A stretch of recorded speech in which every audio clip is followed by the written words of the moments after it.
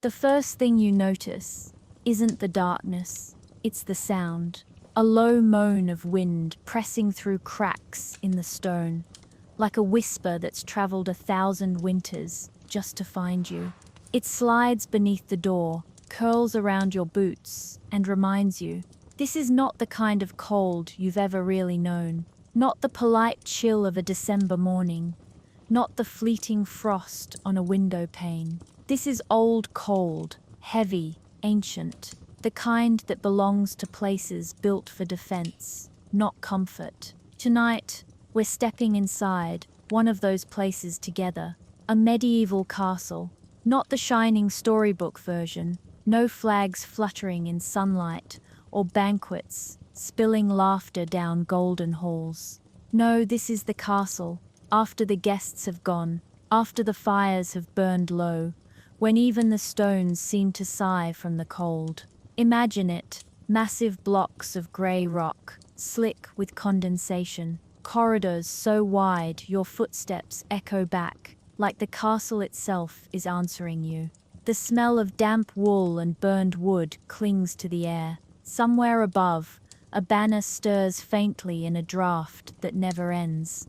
This is where we begin, a fortress of power and pride that could keep enemies at bay, but never the winter. We're wandering back through time together, not to battlefields or royal courts, but to the quietest and hardest part of medieval life. The long, freezing nights. You'll see how people really slept when their homes were made of stone, their windows were holes in the wall, and their only defense against the chill was a clever mix of ritual, fabric, and hope. Before we start, let's make sure you're comfortable. Maybe dim the lights. If you've got a candle nearby, light it and watch the flame for a moment. Let it flicker the way a torch might have centuries ago, throwing soft shadows across your walls. Take a slow breath in, exhale, and if you're listening in bed, pull your blanket just a little tighter, because by the end of tonight's story, you might be grateful for every bit of warmth you have.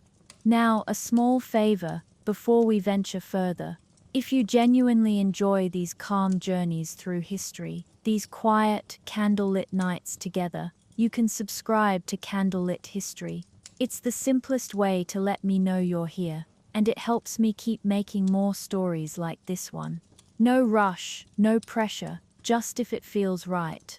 All right, let's begin. You stand at the entrance of a great hall, your breath already visible in the air.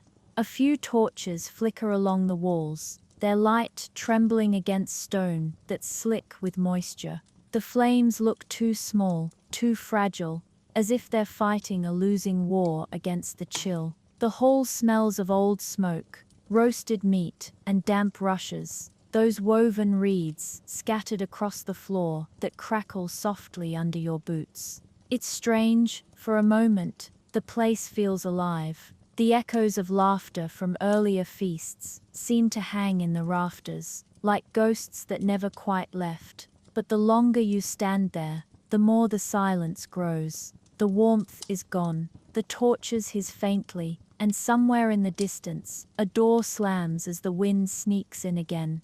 You take a few steps further. The walls tower over you, 12 feet thick, built to stop arrows, not drafts. Historians often describe castles as marvels of defense, but living inside one felt like being trapped in a refrigerator made of granite. Once the sun went down, the inside temperature fell almost as fast as the outside. The people who lived here knew that, of course. They weren't naive. That's what fascinates me most, the small, stubborn genius of medieval survival. These were people who didn't just endure the cold, they learned to live with it. They turned beds into fortresses, clothing into armor, rituals into lifelines. We'll explore exactly how they did it, how nobles and servants alike faced the same enemy, the winter itself. We'll step into bedchambers where frost grew on the curtains. We'll see the strange, smoky ritual of the warming pan, that brass bowl filled with hot coals meant to make a bed less deadly. We'll talk about why people slept with their dogs, why servants huddled near the fire, and why sometimes the poorest peasants, tucked into their tiny wooden cottages, were actually warmer than the lords who ruled them. But for now, pause here with me, picture the silence of this vast stone hall. You're standing near the dying embers of a fire that once blazed bright. The smell of charred oak drifts through the air. A single log still glows faintly, its light pulsing like a heartbeat. Beyond it, darkness stretches in every direction, staircases curling upward, corridors vanishing into shadow. You feel the cold rise from the floor, a steady tide that seeps through your boots. Your breath fogs again, drifting like smoke. This castle was meant to be a fortress, but tonight it feels more like a tomb. The kind of place where warmth is something you have to earn, not expect. And yet, there's beauty here too. The hush, the flicker of torchlight against ancient stone, the faint rustle of the wind through arrow slits high above. It's easy to forget that beneath all the discomfort, people lived entire lives within these walls, laughed, sang, fell in love, and yes, managed to sleep. Somehow, they made it through countless winters without freezing to death. That's the story we're telling tonight, not just about cold, but about resilience. About how human beings, long before central heating or flannel pajamas, built tiny pockets of comfort in the middle of endless stone and frost. So take one last look around the great hall. The fire is dying, the torches are low, and soon we'll climb those narrow stairs to see where and how people actually slept. You leave the last traces of firelight behind and step into the corridor. The door to the great hall closes with a slow, heavy sigh, and instantly the temperature drops. It's as if the air itself thickens, cold you can feel in your teeth, in your fingertips, in the hollow behind your knees. The faint warmth that clung to your clothes dissolves, and suddenly every breath is visible again, a ghostly cloud drifting in front of your face. Your boots strike stone, the sound is sharp and lonely. Somewhere deep inside the castle, water drips in a steady rhythm, the heartbeat of the building. Each droplet hits stone with the same echoing finality, a quiet metronome marking the passage of the night. The torch in your hand sputters, casting a nervous circle of light that dances along the walls. The flame isn't brave. It flickers as if it knows what kind of place this is. Castles look solid from the outside, mighty, immovable, eternal.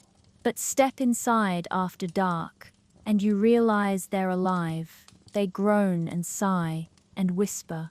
Wood contracts in the cold joints creak, ropes tighten, and the stone itself seems to breathe. The walls sweat moisture from unseen cracks, and when the temperature drops below freezing, that sweat becomes frost. Touch the surface and your fingers stick briefly, as though the castle is unwilling to let you go. You pass narrow slits carved into the wall, arrow loops by day, open wounds by night. Through them, the wind howls like a living thing. It doesn't matter how many tapestries hang across the stone, or how many shutters bar the windows. The air always finds a way in.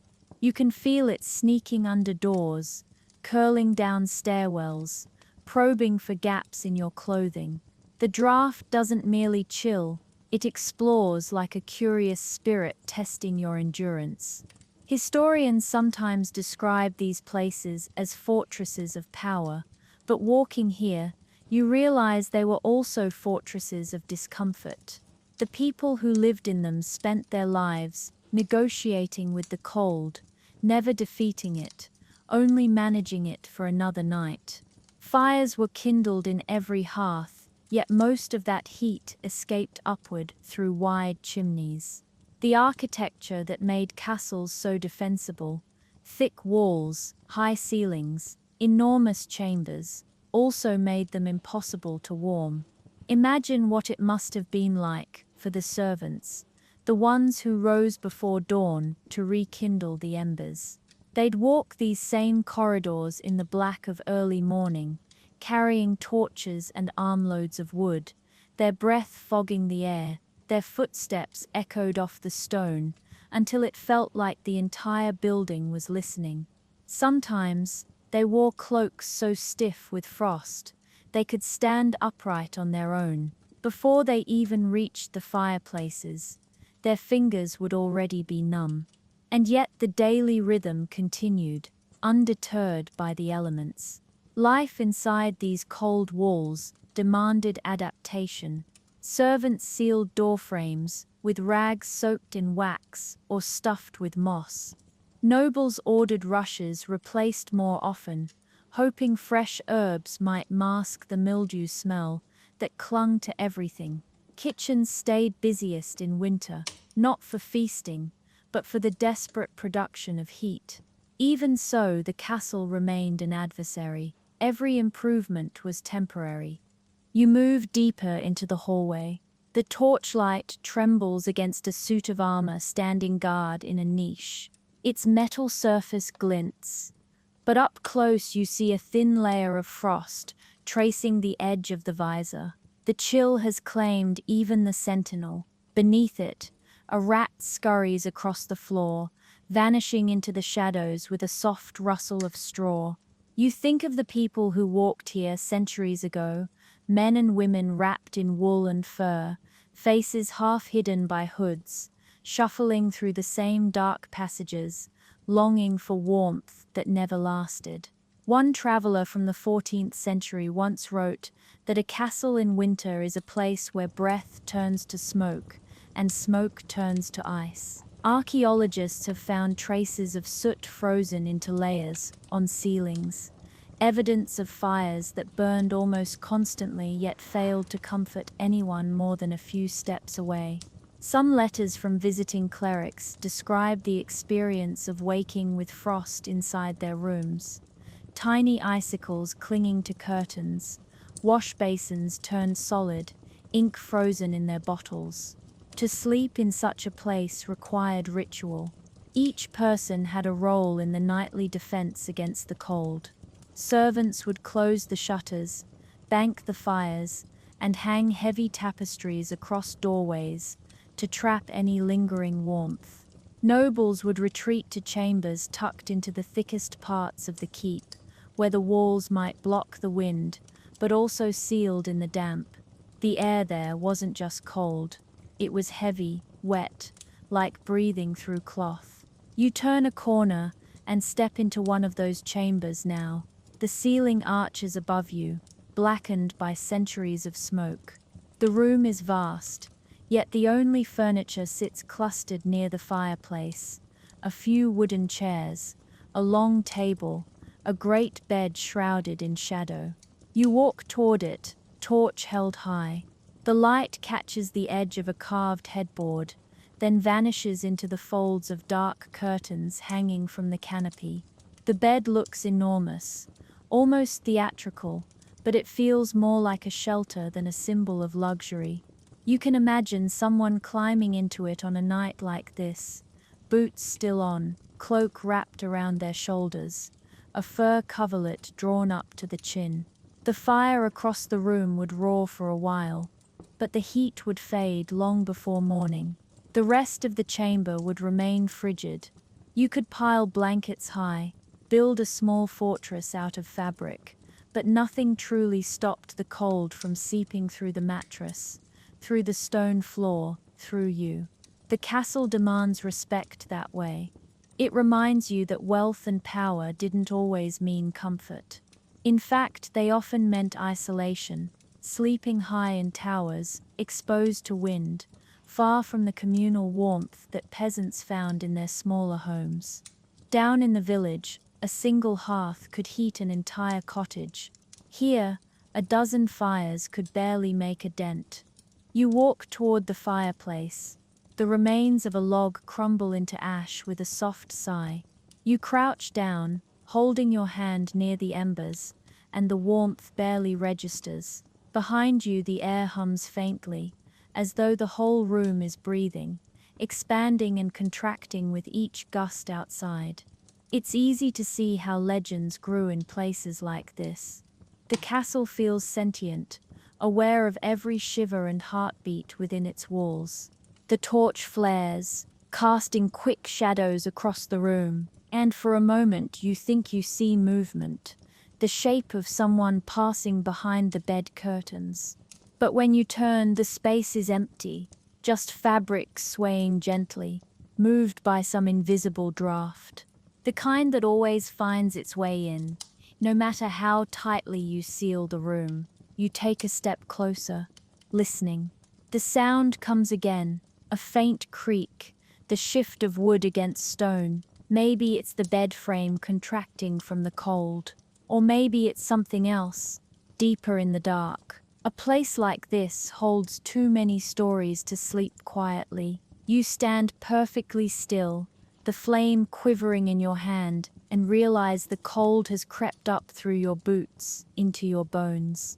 It feels alive, almost intelligent. You could swear that if you listened long enough, the castle itself might speak, not in words, but in sighs and groans, in the long, slow murmur of winter through stone. Somewhere above you, something knocks once, faint but distinct. You glance toward the ceiling. The sound comes again, not wind this time, but deliberate. A rhythm, like footsteps. You tighten your cloak, lift the torch a little higher, and take a breath that clouds the air in front of you. Whatever waits upstairs, warmth or something else, you're about to find out. You climb the narrow staircase, one cautious step at a time, your torchlight flickering against the spiraling stone. The sound of your boots echoes upward, like a question with no answer. The steps are uneven, carved centuries ago by masons, long dead, worn smooth by countless feet. The air grows colder as you ascend, not warmer as you'd hope. The torch sputters in a draft that seems to come from nowhere and everywhere at once. At last, you emerge into a vast chamber, the Great Hall. For a moment, the space swallows you. Your small circle of light barely touches the far walls, where shadows lean like patient ghosts. And then ahead of you, a dull orange glow flickers back. The heart of the castle still breathes. There's a fire here, a huge one, sunken into the floor of the hall. Its flames hiss and crackle, sending long tongues of smoke curling up toward a hole in the high roof. The air hums with the scent of wood and ash, thick but strangely comforting after the cold silence of the corridors. You step closer, feeling the first touch of warmth reach your skin, hesitant, as though the fire isn't sure you deserve it yet. Now you can see the hall properly. Long tables stretch in rows, their wooden surfaces scarred by knives and tankards. Banners droop from the rafters, their colors muted by soot. In the shadows near the walls, benches stand empty, abandoned for the night. And there at the far end, beneath the tallest window, sits the high table, the Lord's seat, facing the hall like a throne, overseeing a silent army of chairs. Earlier this evening, this room would have been alive, the fire roaring bright, torches blazing in sconces along every wall, the air thick with voices, laughter, the clatter of spoons on metal dishes, dogs barking for scraps underfoot, servants rushing between tables, carrying steaming pots of pottage and jugs of ale, the kind of noise that fills the ears and chest, pushing back against the darkness outside. But now the feast is over, the heat is dying. The logs have collapsed into glowing red embers that pulse like a heartbeat fading away. You stand near the hearth, and even here in the castle's warmest place, your breath still curls into fog. This was the rhythm of medieval life, gathering warmth together before scattering to the cold again. Every night, the great hall became the sun, and every other room a shadow orbiting it. People lingered here as long as they could, soaking up the heat in their bones. Some dozed by the fire, rather than risk returning to their chambers. The servants would clean around them quietly, stepping over slumped bodies wrapped in cloaks, too exhausted to move. There's an old account from a 15th century traveller who stayed in a Scottish keep one winter. He wrote that the warmth of the hall was a mercy from God, but that the journey from fire to bed was a punishment worse than sin. The moment you left this glow, you were back in the grip of the castle's cold lungs. The contrast was brutal. Some people even fell ill, simply from the shock, sweating beside the fire, then walking through icy corridors, where the temperature dropped 20 degrees in seconds. You imagine it now, the ritual of retreat, the laughter fading, the last jug of ale emptied, the minstrel's tune dwindling to silence. Someone throws another log onto the fire, and the flames leap briefly, painting the rafters gold. Then one by one, the guests rise, pulling their cloaks tight, muttering good nights through chattering teeth. The doors open, the wind rushes in, and the warm air is sucked out, as though the castle itself is inhaling. Within minutes, the hall grows hollow again, the heat fading faster than anyone wants to admit. You walk slowly around the edge of the room. The floor beneath your boots is strewn with the remnants of the feast. Broken bread crusts, a bone half gnawed, rushes flattened into the stone. A dog's paw prints cross the floor, disappearing near a bench. Somewhere in the dark, you hear the soft jingle of a collar and the quiet sigh of an animal settling in for the night. The great hall wasn't just a place to eat. It was the castle's living heart, its only real source of shared warmth. The fire here wasn't just for comfort, it was symbolic, a statement of life against the encroaching cold. That's why lords built these spaces so grandly, with high ceilings and massive hearths. The flames didn't just warm the body, they reinforced the illusion of control, the promise that even in the dead of winter, this household endured. But the irony, of course, was that all this grandeur worked against them. The ceilings that soared like cathedrals let the heat rise out of reach. The open hearths devoured fuel and spat out smoke. The same nobleman who sat at the high table closest to the flames might feel warmth on his face, but frost biting at his back. Servants standing along the edges of the hall often wrapped their feet in cloth to keep them from freezing where they stood. You reach the fire now, the logs hiss, cracking softly as sap boils within them. The smell is thick and sweet, like resin and smoke. You hold your hands toward the glow, and for the first time since entering the castle, your fingers begin to thaw. The skin tingles painfully. As blood returns, the sound of the flames fills your ears, not loud but alive. It's easy to see why people clung to this space. They sang here, told stories, courted lovers, and shared gossip. This was where the cold was forgotten, at least for a little while. And yet even this warmth was a lie, fleeting, fragile. By dawn, the fire would be ashes again, and the hall would feel like the belly of a sleeping beast, cold and vast. Still, there's something hypnotic about the sight of the flames. You watch them dance higher, gold and orange against the black. They almost seem to move with purpose, twisting toward the banners above, as if remembering the faces that once sat here, the long line of lords and ladies who relied on this same light to hold the dark at bay. You step closer, and the heat kisses your cheeks. The fire crackles, and for a moment, the entire hall seems to breathe with it. The shadows move. One bends strangely, stretching long across the far wall. At first you think it's your own, until you realize it's facing the wrong direction. The fire pops, scattering sparks into the air. You blink, and the shape is gone. The walls return to stillness, the hall to silence. But the echo lingers, not sound, not sight, just the sensation of being watched by something ancient and cold. You turn slowly, scanning the edges of the room, half expecting to see movement among the benches. But there's nothing, only the dying fire, the sigh of the wind through cracks in the shutters, and the faint rustle of your cloak. You take one last look at the hearth. The flames are smaller now, their light dimming, the glow retreating into the logs. It won't last much longer.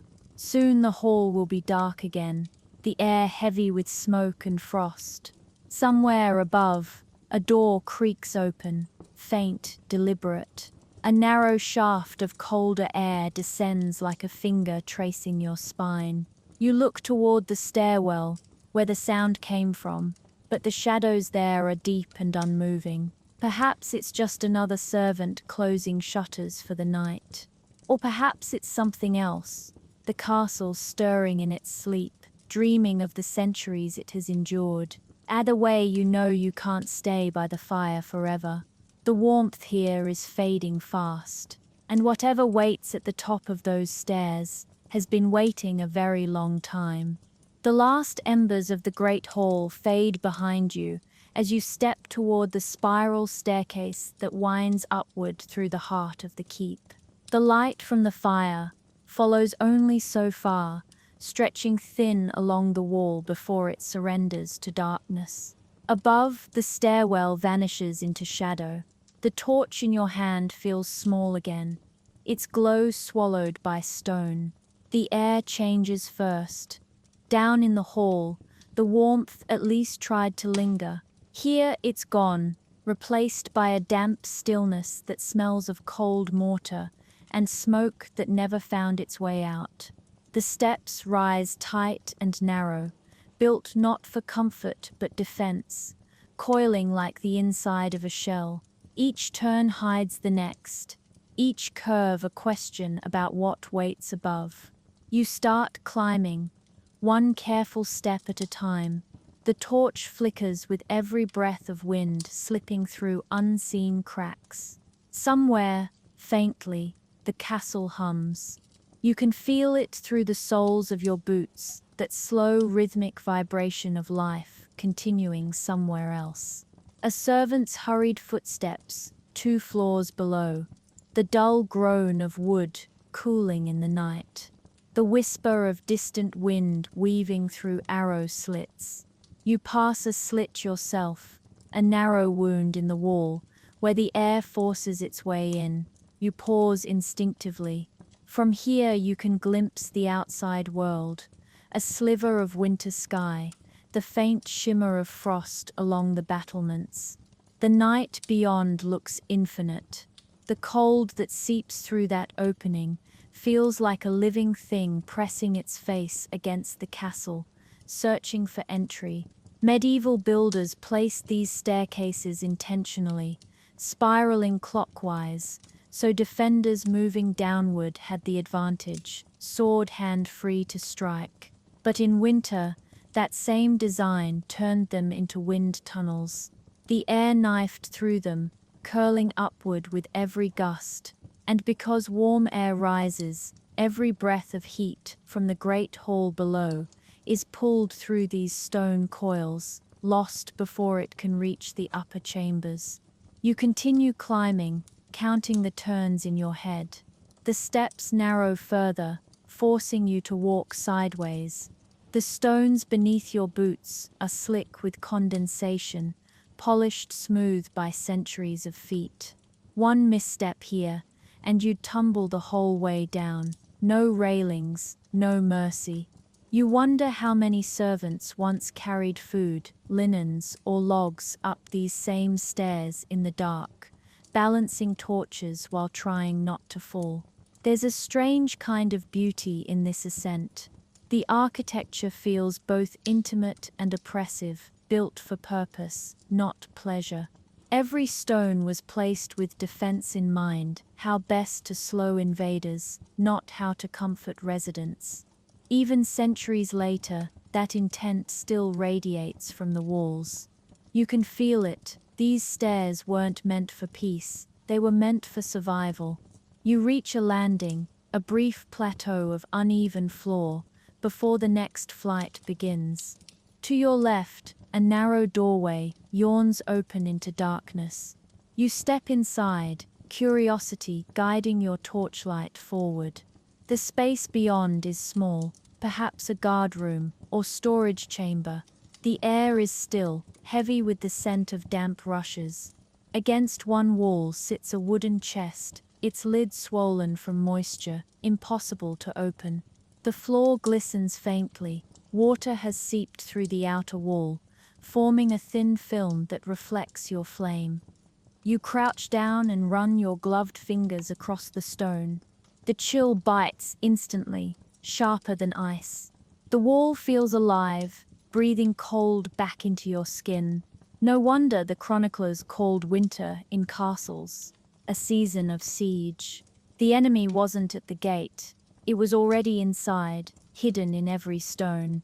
You stand, brushing the frost from your glove, and step back into the stairwell. The next section climbs steeper still. As you ascend, the smell of smoke fades entirely. The air here is cleaner, but crueler, thin and unwelcoming. You can feel it in your throat when you breathe. That dry rasp of winter that makes every inhale sting. You think about the people who live their lives making this climb nightly. Lords and ladies, weary from feasts below, climbing these same stairs with torches or servants carrying lamps ahead of them. Their gowns and cloaks would drag against the wall, their breaths visible in the torchlight, their fingers brushing the same rough stone. Despite their wealth, they faced the same cold, the same fatigue, the same dread of returning to chambers that never truly warmed. There's a documented letter from a 15th century noblewoman, complaining that she'd rather sleep in the stables than in her own chamber above the hall. At least, she wrote, the beasts breathe warmth. Her words still echo the sentiment of countless others. Even the highborn weren't immune to the cruelty of their own architecture. The very symbol of their power, height, became a curse in winter. The higher you climbed, the colder it grew. The stairs twist again, then suddenly spill into a broader landing. Here, the torchlight spreads wider. You've reached the upper floor, the living quarters. The difference is immediate, not in temperature, but in sound. Downstairs, the wind carried echoes. Here, the silence feels absolute. Your heartbeat becomes the loudest thing in the room. Ahead, a heavy oak door stands slightly ajar. Its hinges groan when you nudge it open, the sound echoing down the corridor beyond. The passage stretches in both directions, lit only by your torch. On either side, doors break the monotony of stone, sleeping chambers, perhaps, or storerooms. The air smells faintly of wax and animal hide. Someone, long ago, must have lined the walls with tapestries, though now only the hooks remain. You move slowly down the corridor. Each step raises a soft puff of frost from the rushes scattered across the floor. Your torch casts long shadows that bend with the uneven stone, and once again you hear the castle murmuring. Faint creaks, a whisper of something settling above. It feels less like a building and more like a creature adjusting its weight. At the far end of the passage, you spot a faint glimmer, not from your flame, but from something metallic. You raise the torch higher.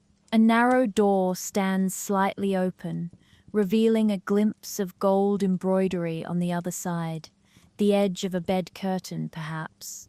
You can almost smell the lingering hint of smoke and wool, the faint sweetness of herbs scattered in the rushes to mask the damp. This must be it, the Lord's bedchamber. You approach, careful not to let your boots scrape too loudly. The air leaking through the crack in the door, is colder than the corridor, which shouldn't be possible.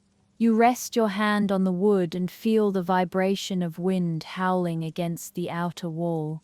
The entire door trembles faintly, alive with the breath of the storm outside. You push it open, just enough to slip through. The chamber yawns wide, a vast space that smells of cold ashes and old fabric. The fire in the hearth is long dead, leaving behind a bed of grey dust. Against the far wall stands the great bed itself, draped in heavy curtains that stir faintly as the draught snakes through the room. You take a few steps closer, the torchlight wavers against carved posts, and a canopy blackened by age. Then the curtain nearest the wall moves, not from wind this time, but something slower, more deliberate. A handprint appears briefly against the fabric, faint as frost melting on glass. You freeze. The air between you and the bed thickens. The curtain stills again, falling back into silence. Outside, a gust of wind slams against the shutters with a hollow thud, as though the storm itself just knocked to be let in. And somewhere behind those curtains, something answers. The sound comes again, a soft, deliberate creak, wood straining against weight. You hold the torch higher, its flame jumping wildly, as if startled too. The bed curtains hang motionless now, heavy with embroidered patterns dulled by centuries of dust. You wait, half expecting another movement, a voice, something that will turn the tension into sense. But nothing comes. Only the steady hiss of the wind pressing at the shutters. You step closer. The floor beneath your boots sighs, dry rushes shifting underfoot, releasing the faint scent of herbs crushed long ago. The air here feels different from the corridor, thicker, stiller, like it hasn't moved in weeks. You pull the curtain aside and find only an empty bed. The mattress bulges unevenly, its straw filling sagging toward the center, the linen cover stained by years of smoke and damp. At the headboard, a small wooden crucifix hangs askew. Its shadow stretches long across the canopy. You exhale, realizing you'd been holding your breath. The air leaves your chest in a white cloud that hangs for a moment, then disappears into the cold. For all its grandeur, the bedchamber feels more like a crypt than a sanctuary. The walls close in around you, thick blocks of stone layered 12 feet deep, each one a small world of its own. People imagine that kind of mass must protect against the cold, but it does the opposite. These stones trap it. They hold the day's chill like a sponge, and then release it slowly through the night. When you touch them, they feel damp, even though they're dry. The moisture seeps from the mortar itself, drawn inward by centuries of condensation. The effect isn't merely uncomfortable, it's psychological. It makes the room feel alive, as if the castle breathes its own frost. You move closer to one wall and run your palm across the surface. It's slick, clammy, like touching the skin of a fish. Droplets have formed in the crevices, trembling in the light before sliding down to the floor. The sound of their fall is soft but constant, a rhythm of decay. No one in the Middle Ages understood insulation the way we do now. They built for permanence, not for comfort. Lime mortar, granite, flint, all excellent for surviving sieges, but disastrous for retaining warmth. The same properties that made the walls strong made them uninhabitable in winter. The temperature inside could dip nearly as low as outside once the fire went out. You could pile fur, hang tapestries, even cover every inch with draperies, but the stones still breathed cold. You picture the people who lived here, nobles and servants alike, wrapping themselves in layers before sleep. Wool, linen, leather, fur, everything became a barrier between flesh and stone. The rich hung vast tapestries, not for beauty alone, but to trick the air, to create a pocket where heat lingered a few degrees longer. The poor relied on proximity, sleeping close to each other, or to the kitchen hearth if they could sneak that privilege. You cross to the window, one of those arrow-slit openings, narrow enough to defend, yet wide enough to punish. The shutter is closed, a thick plank of oak banded with iron. Frost has bloomed along its edges in delicate white veins. You press your ear against it and hear the muffled roar of wind outside, a deep, continuous exhale rolling over the battlements. The entire wall vibrates faintly. The higher parts of castles were especially cursed. Heat rises, yes, but so does the wind. Towers caught every draught, every icy gust. And while the ground floors sometimes had neighboring rooms to share warmth, these upper chambers stood alone, isolated, exposed. Nobles liked them because they offered privacy and safety from attackers. What they got instead was solitude and endless cold. You glance around the chamber again and notice how everything sits close to the walls. The bed, the chest, the table. The placement wasn't aesthetic, it was survival. Furniture helped absorb and redirect cold air, acting as a crude form of insulation. People even stacked trunks and hangings along outer walls to create an extra barrier. Despite their efforts, the damp always won. Mold crept across corners. Moss took root in cracks near the floor. The smell of this place tells its own story, a mix of old linen, wet stone, and the faint metallic tang of soot. You crouch near the fireplace, now nothing more than a black mouth gaping from the wall. The ash within is grey and lifeless. You reach out, stir it gently with a finger, and a thin swirl of dust rises like smoke from a ghost fire. It vanishes before it reaches the chimney. If you'd lived here centuries ago, this would have been your nightly view. Fire reduced to embers, a chill settling heavier by the minute. The first breath of dawn still hours away, the walls glistening with moisture, while your candle flickers beside the bed. You would have pulled the curtains tight, pressed closer under layers of blankets, and prayed that the cold stayed outside your skin. And maybe you'd hear sounds, the tiny drip of water collecting somewhere near the hearth, or the soft tick of frost expanding in the mortar. Small noises that meant the castle was still alive, even if its inhabitants were trying to sleep through it. You stand again, listening. The wind outside has grown louder. It slides its fingers through every gap, rattling the shutters like distant drums. Somewhere deeper in the castle, another door slams, not violently, but firmly, as though the building is answering back. You turn your head toward the sound.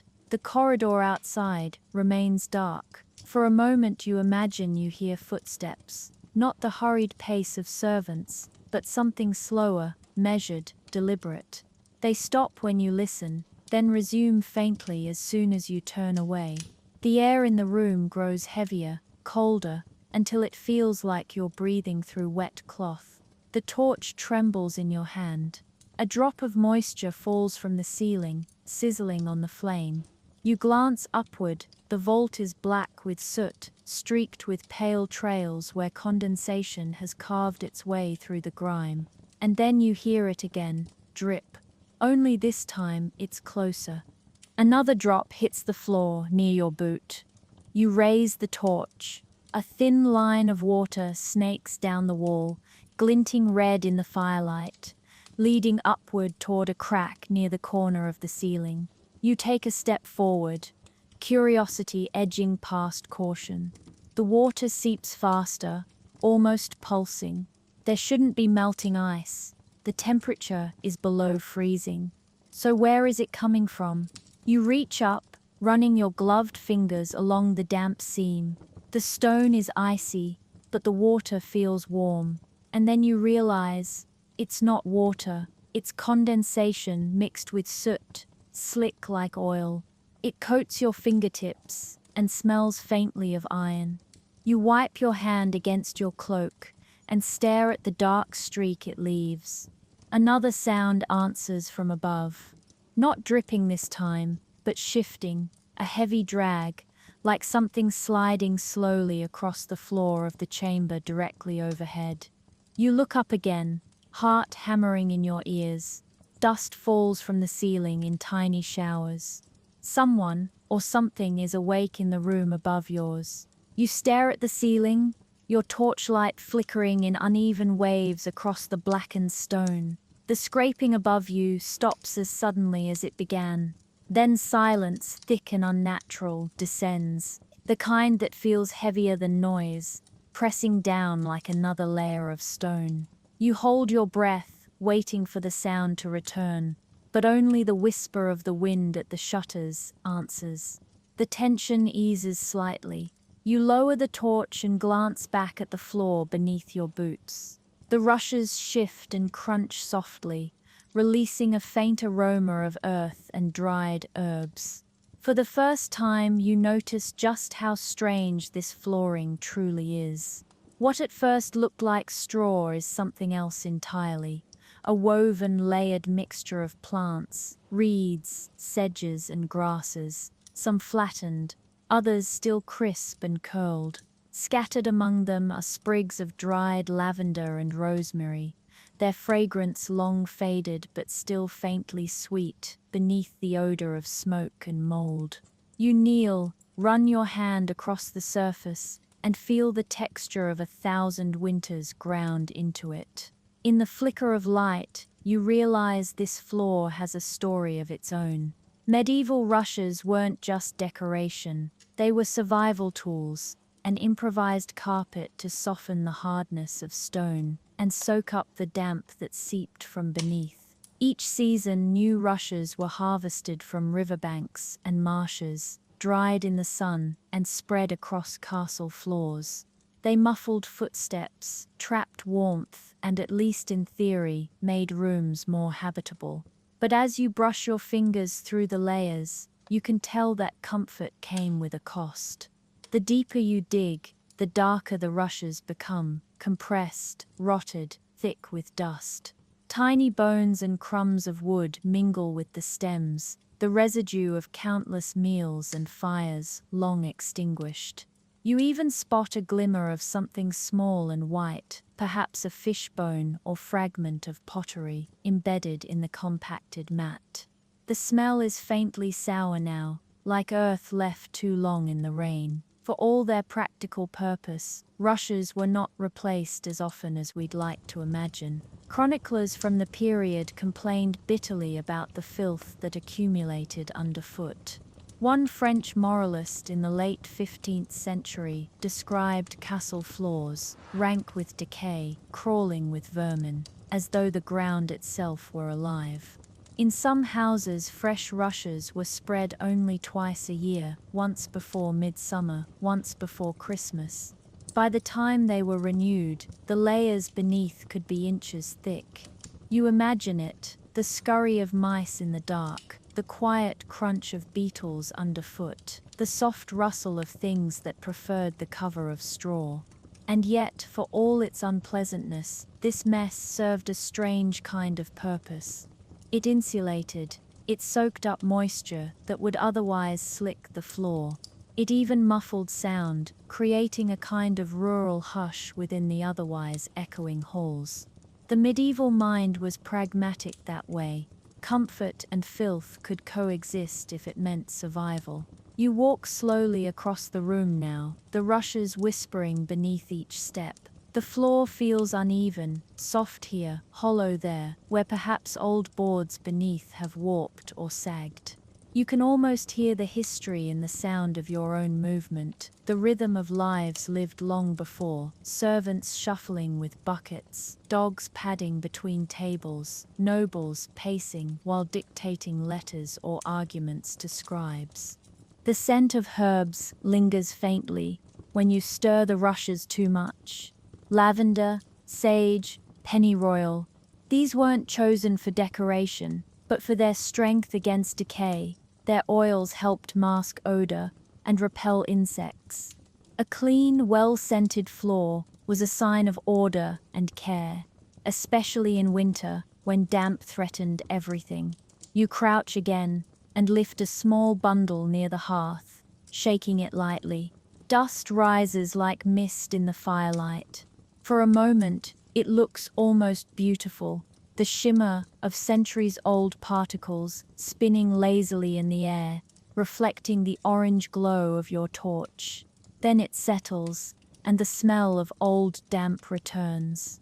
Servants must have dreaded this task, stripping out the old rushes and replacing them with new. The job meant raking through layers thick with scraps of meat, spilled ale, candle wax, and worse. It said the process filled the air with a stench so strong it clung to clothing for days. In one surviving household record, a steward notes extra payment for the men who did the laying of fresh rushes, for it is work both foul and perilous. And yet, without it, the cold would have crept faster, the stone beneath slick with condensation. The rushes, for all their dirt, acted like the castle's lungs, absorbing what moisture they could, breathing it out slowly through the night. In their decay was the memory of warmth. You step toward the hearth again, testing the spring of the floor. The layers muffle your boots completely. You can almost understand the comfort in it, the sense of being cushioned against the unyielding world of stone. But then the illusion breaks.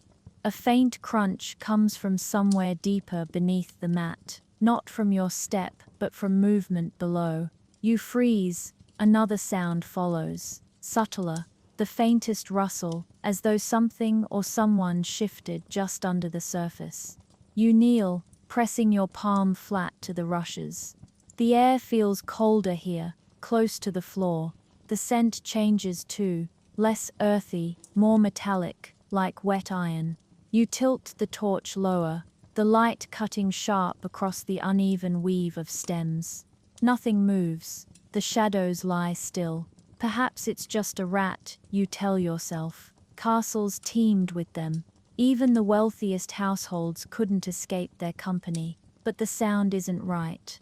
It's too measured, too heavy. You stay crouched, listening.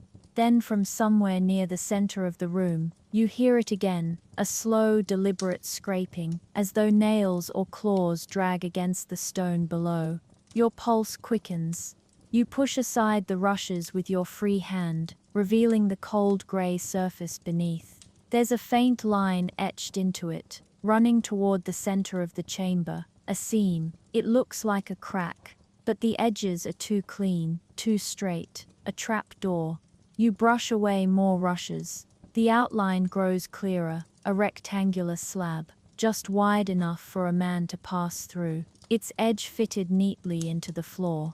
No handle, no ring, only a small circular mark where iron once met stone. For a long moment, you simply stare at it. The noise below has stopped. The room is utterly silent, but you can feel something there, the way the air seems to pulse faintly, the way the flame trembles as if stirred by a hidden breath. The castles of the Middle Ages were full of secret spaces, storage vaults, guard passages, tunnels meant for escape or concealment. Many were forgotten over time, sealed when floors were rebuilt or rooms repurposed. But some remained, waiting. You reach toward the stone, fingers brushing the seam. The surface feels slightly warm, impossibly so, as if heat radiates from beneath. You pull your hand back quickly. The torch flickers again, its flame guttering low, as though the air itself grows thinner. Then, one sound, a single muffled thud from below, faint but unmistakable. You rise slowly, stepping back, your eyes fixed on the dark rectangle in the floor. The rushes you pushed aside have begun to shift, settling back into place, as if trying to conceal the secret once more. The fireless hearth behind you sighs. The shutters rattle, and somewhere beneath your feet, something knocks once, twice, and then answers. The sound fades, leaving a silence that feels almost physical. You stand there for a long time, staring at the floor, at the faint outline of that stone slab now buried again beneath the rushes. The air feels charged, thick with tension, as if the entire castle is holding its breath along with you. Then a gust of wind sighs through the chimney, and the torch in your hand steadies. You exhale slowly. Whatever that sound was, real or imagined, it's gone now. Only the cold remains, creeping steadily up your legs, making the rushes underfoot feel damp again. You step away from the hearth and turn your gaze toward the bed. The curtains stir faintly in the draught, long folds of heavy fabric rippling in slow motion. They draw your attention the way firelight does, alive with movement, rich with shadows. For a moment, it's almost hypnotic. The patterns stitched into the cloth catch the torchlight, faded threads of gold and crimson, forming flowers and animals whose details time has blurred. You approach, brushing your hand across the material. The texture surprises you. It's coarse, not soft. A thick weave of wool, linen and velvet layered together. The curtain itself weighs more than a blanket. You pull it aside gently and step into the small enclosed world of the bed. The temperature difference is immediate. The air here is warmer, barely, but noticeably. It smells faintly of lanolin and smoke, a mix of sheep's wool and old fire. You can almost imagine someone lying here centuries ago, surrounded by this fortress of fabric, clinging to the illusion of warmth, while frost crept silently along the outer walls. In the Middle Ages, the bed was not just a place to sleep, it was a survival chamber. Every layer mattered. Beneath the canopy, curtains trapped whatever heat the human body could generate. Above, thick hangings blocked drafts from the ceiling. Even the mattress was a layered contrivance, coarse straw or feathers at the base. Then linen sheets, then woolen blankets, then fur. Each piece performed its own duty in the endless war against cold. You run your fingers over the inner curtain and feel the stiff wax coating that once made the cloth more resistant to damp. Nobles often ordered these materials treated with oils or beeswax to repel moisture, though over time the process gave the air a heavy, almost greasy scent. It's that same smell that lingers here now, centuries later, faint but stubborn, a ghost of warmth that never left. You sit on the edge of the bed. The frame creaks softly under your weight. The mattress gives a muted sigh, and dust motes rise in the light, like ash. Beneath the worn linens lies the ancient strategy of layered survival. It wasn't beauty that mattered in these fabrics, it was defense. People slept swaddled, wrapped head to toe like relics in cloth, with only their noses or mouths exposed to the air. They wore nightcaps and gloves, stockings and even small hoods. A nobleman in the 14th century could go to bed dressed in more layers than a modern soldier. One chronicler from York described winter sleep as an imprisonment under cloth. He wasn't wrong. Inside these beds, you didn't stretch out. You curled inward, arms tucked tight, conserving heat as if guarding a secret flame. You lie back briefly, testing the stillness. The canopy above blocks most of your torchlight, and the world narrows to this small, heavy square of fabric and air. The rustle of the curtains, the hiss of the wind outside, the occasional tick of cooling stone, all blend into one muffled hum. For a moment you understand how the bed could feel like both refuge and coffin.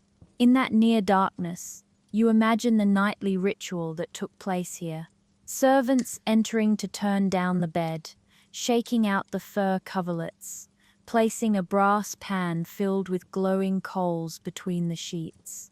The warmth would have been intoxicating at first, a wave of relief spreading through the cold chamber. But it never lasted. The heat faded quickly, and if the pan lingered too long, it could scorch the sheets or even set them alight. Some families lost entire chambers to fires started by the very instruments meant to keep them alive. You picture the moment the coals were removed, the servant retreating quietly, leaving the noble alone in that dim, flickering space. The last candle snuffed out, the world shrinking to the sound of their own breathing.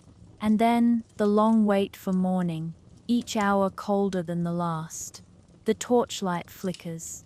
A small breeze snakes through the curtains, brushing the back of your neck. You sit up sharply. The air moves again, gentle but purposeful. Not the random draft of wind, but something passing nearby. The fabric sways, its folds whispering against one another. You freeze. Listen, there it is again. A faint rhythmic rustle coming from just beyond the bed curtain. You lean slightly, peering through a narrow gap in the fabric. The rest of the chamber lies in shadow, motionless. The door to the corridor remains closed. Yet something feels different. The air seems to pulse faintly, like breath moving in and out. You part the curtain fully and step out. The torch throws light across the floor, catching on tiny sparks of frost that glint like dusted glass. You follow the draft to its source, the wall behind the bed. There, half hidden by the canopy's shadow, hangs a second layer of fabric, a faded tapestry depicting a hunting scene. The figures are nearly invisible now, colors eaten by age, but their outlines remain: horses, dogs, and a stag turning mid-leap. The tapestry flutters. Once, twice. You step closer, the torch flame bending as if drawn forward. Behind the fabric, you hear it, a soft murmur of air, constant and low. You tug the corner of the tapestry aside, and cold rushes out like a breath held too long. There's an opening behind it, a passage, narrow and dark, barely the width of a man's shoulders. It snakes upward through the wall like a secret vein. These were the castle's hidden arteries, built for escape, for servants, for messengers moving unseen. Many castles had them, but few remained open after centuries. The fact that this one still breathes air means it's not sealed. Somewhere above, it connects to the outside. You raise the torch higher and step closer. The walls of the passage are rough, scraped by tools centuries ago. The draft that seeps through carries a faint scent of damp earth and something else, something metallic. You listen again, and over the hum of wind, you think you hear the faintest echo of movement. Not footsteps exactly, but the soft rhythm of something brushing against stone, distant but steady. You lean in, trying to see deeper. The torchlight dies quickly in the tight space, swallowed by the curve of the passage. You can't tell how far it goes, or what might be at the other end. Then faintly, something glints far inside. Not reflection, movement. A flicker, like another flame, answering your own. You step back, heart pounding, and the light vanishes. The air pushes out harder now, as if the passage itself exhaled. The tapestry sways again, brushing your arm. You let it fall back against the wall, sealing the cold behind it. The room grows still once more, but the feeling doesn't leave. You know now that this chamber isn't sealed off from the rest of the castle.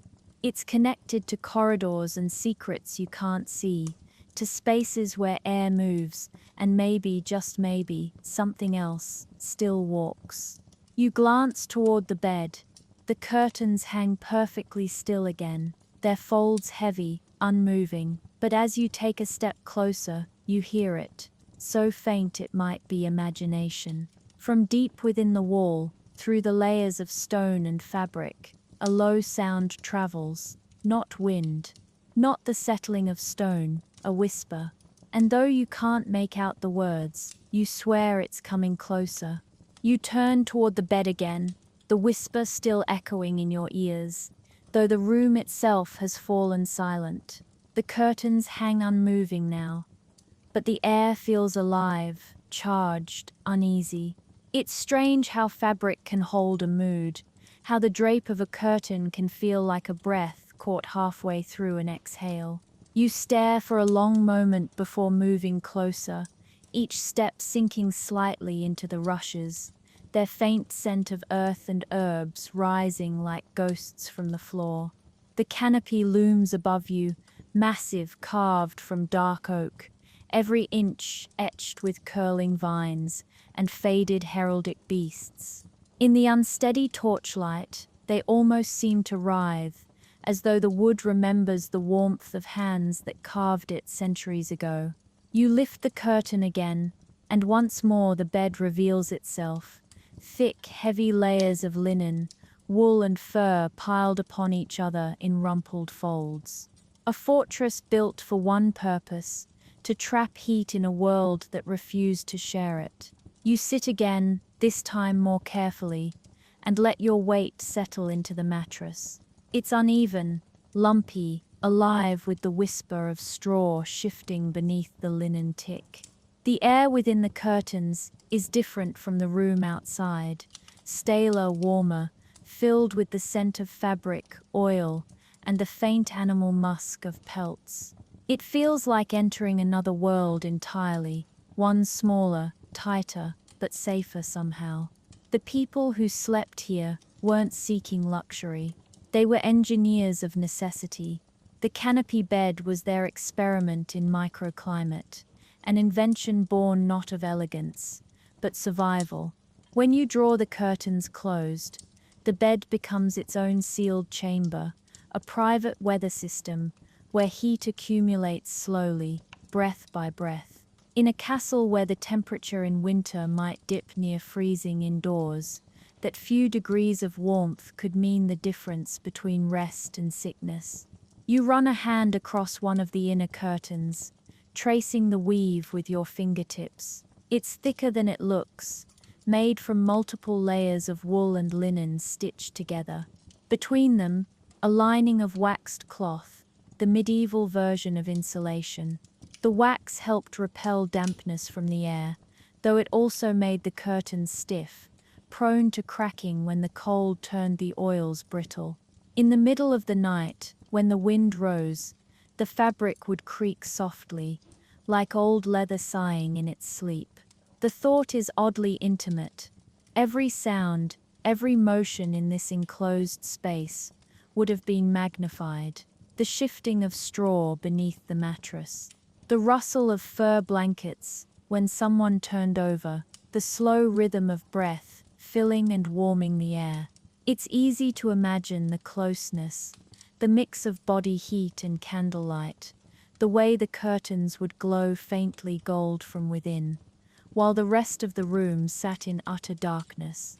And then there was the smell. You can sense it even now, faintly, like a memory imprinted on the wood. Beeswax, sweat, smoke, the faint sweetness of dried lavender used to perfume the bedding. To modern noses, it would be suffocating, but to those who lived here, that scent was comfort. It meant the body was alive, the fire still burned somewhere below, and the cold had not yet won. You lean back against the pillow and imagine the nightly ritual. A servant might have entered before the household retired, shaking out the sheets and tucking hot stones wrapped in linen between them. A few candles would flicker near the bedside, their flames wavering like small hearts. The lord or lady would climb in, shedding layers of outer garments, but keeping the essentials: wool stockings, nightcap, gloves, perhaps even a fur-lined robe over their linen shift. Modesty, yes, but also insulation. And then the curtains would close.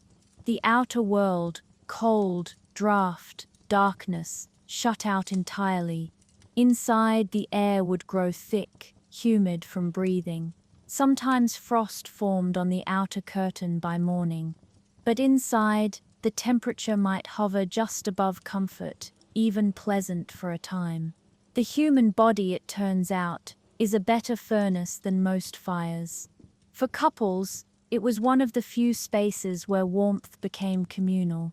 Bed sharing wasn't just intimacy, it was survival. Entire families sometimes slept together beneath one canopy, layering bodies for warmth. In smaller keeps, servants might curl up on furs near their lord's bed, breathing the same air, their combined heat softening the edge of winter's bite. You lift one of the fur coverlets now, dark brown, patched and worn smooth by centuries. The smell that rises is musty, but familiar, like the attic of a childhood home. Beneath it, the linen sheets are yellowed, but still intact. You run your hand along them and feel how tightly they've been woven, the threads thick like cord. These weren't the fine Egyptian cottons of later centuries. They were coarse and strong, built to endure. Comfort was secondary to endurance.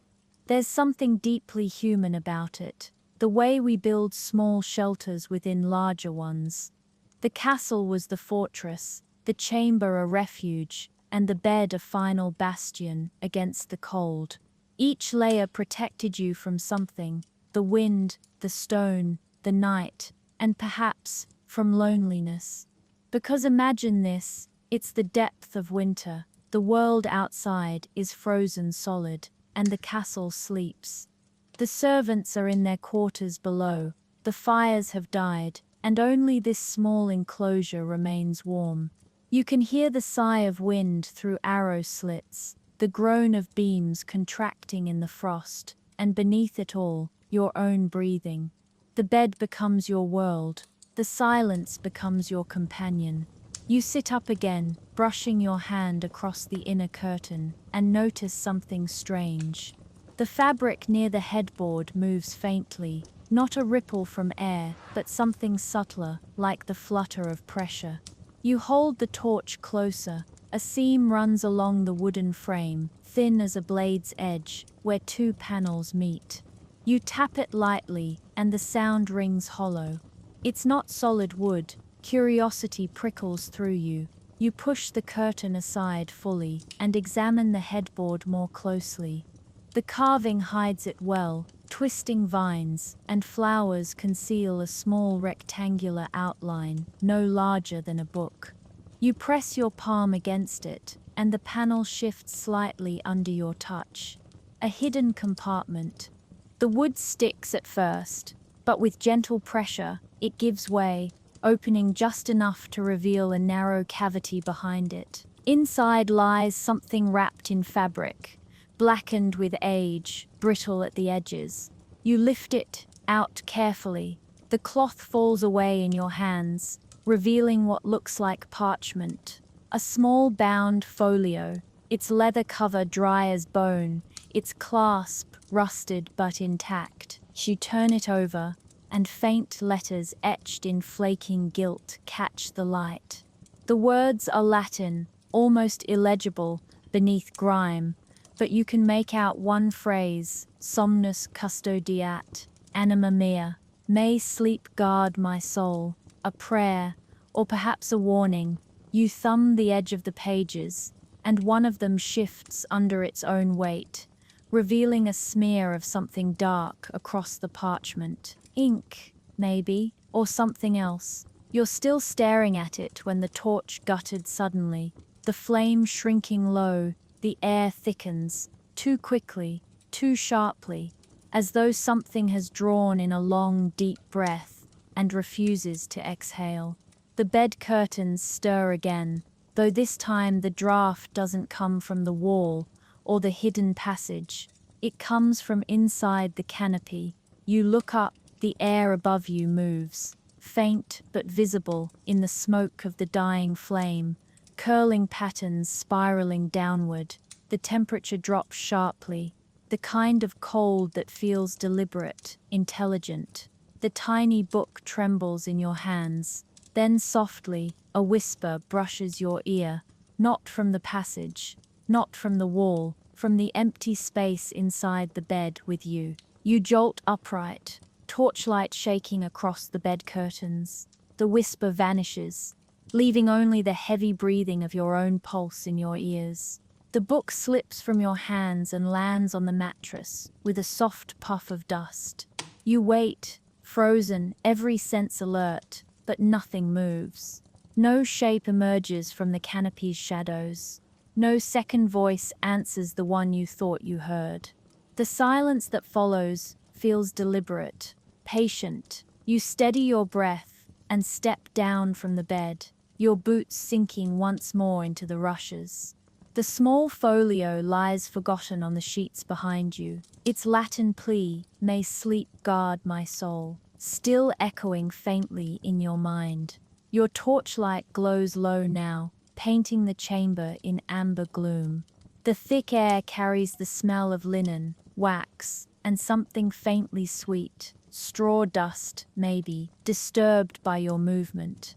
And as you look back at the bed, you finally notice what lies beneath it, an exposed corner of the mattress, torn open at the seam. Curiosity edges past fear. You kneel, lifting the fabric. The tear widens, spilling its contents onto the rushes, a small drift of yellowing straw mixed with coarse chaff. It rustles faintly, dry and sharp, the smell unmistakable, old hay, aged dust, the faint tang of animal sweat. This, you realize, was the sleeping surface of most of the castle's inhabitants. Straw, not feathers. A cheap and practical filler replaced every few months when damp or vermin made it unbearable. It wasn't comfort so much as compromise, a layer between the body and the cold stone floor. You run your hand through it, feeling the brittle stalks crumble. Some still bear the faint sheen of wax or oil, once used to make them water-resistant. Others have blackened with time, turned to dust at your touch. It's humbling, really. The castle might have been the height of medieval power, but inside it, luxury was fragile. Even the great canopy bed, with its carved posts and embroidered curtains, held a core of straw, not so different from the bedding of a stable hand. A noble's privilege wasn't what lay beneath them, it was what lay within. Feather beds were the true mark of status. To own one was a symbol of impossible wealth. Geese had to be plucked by the hundreds to fill a single mattress, and feathers were cleaned, sorted, and boiled before use.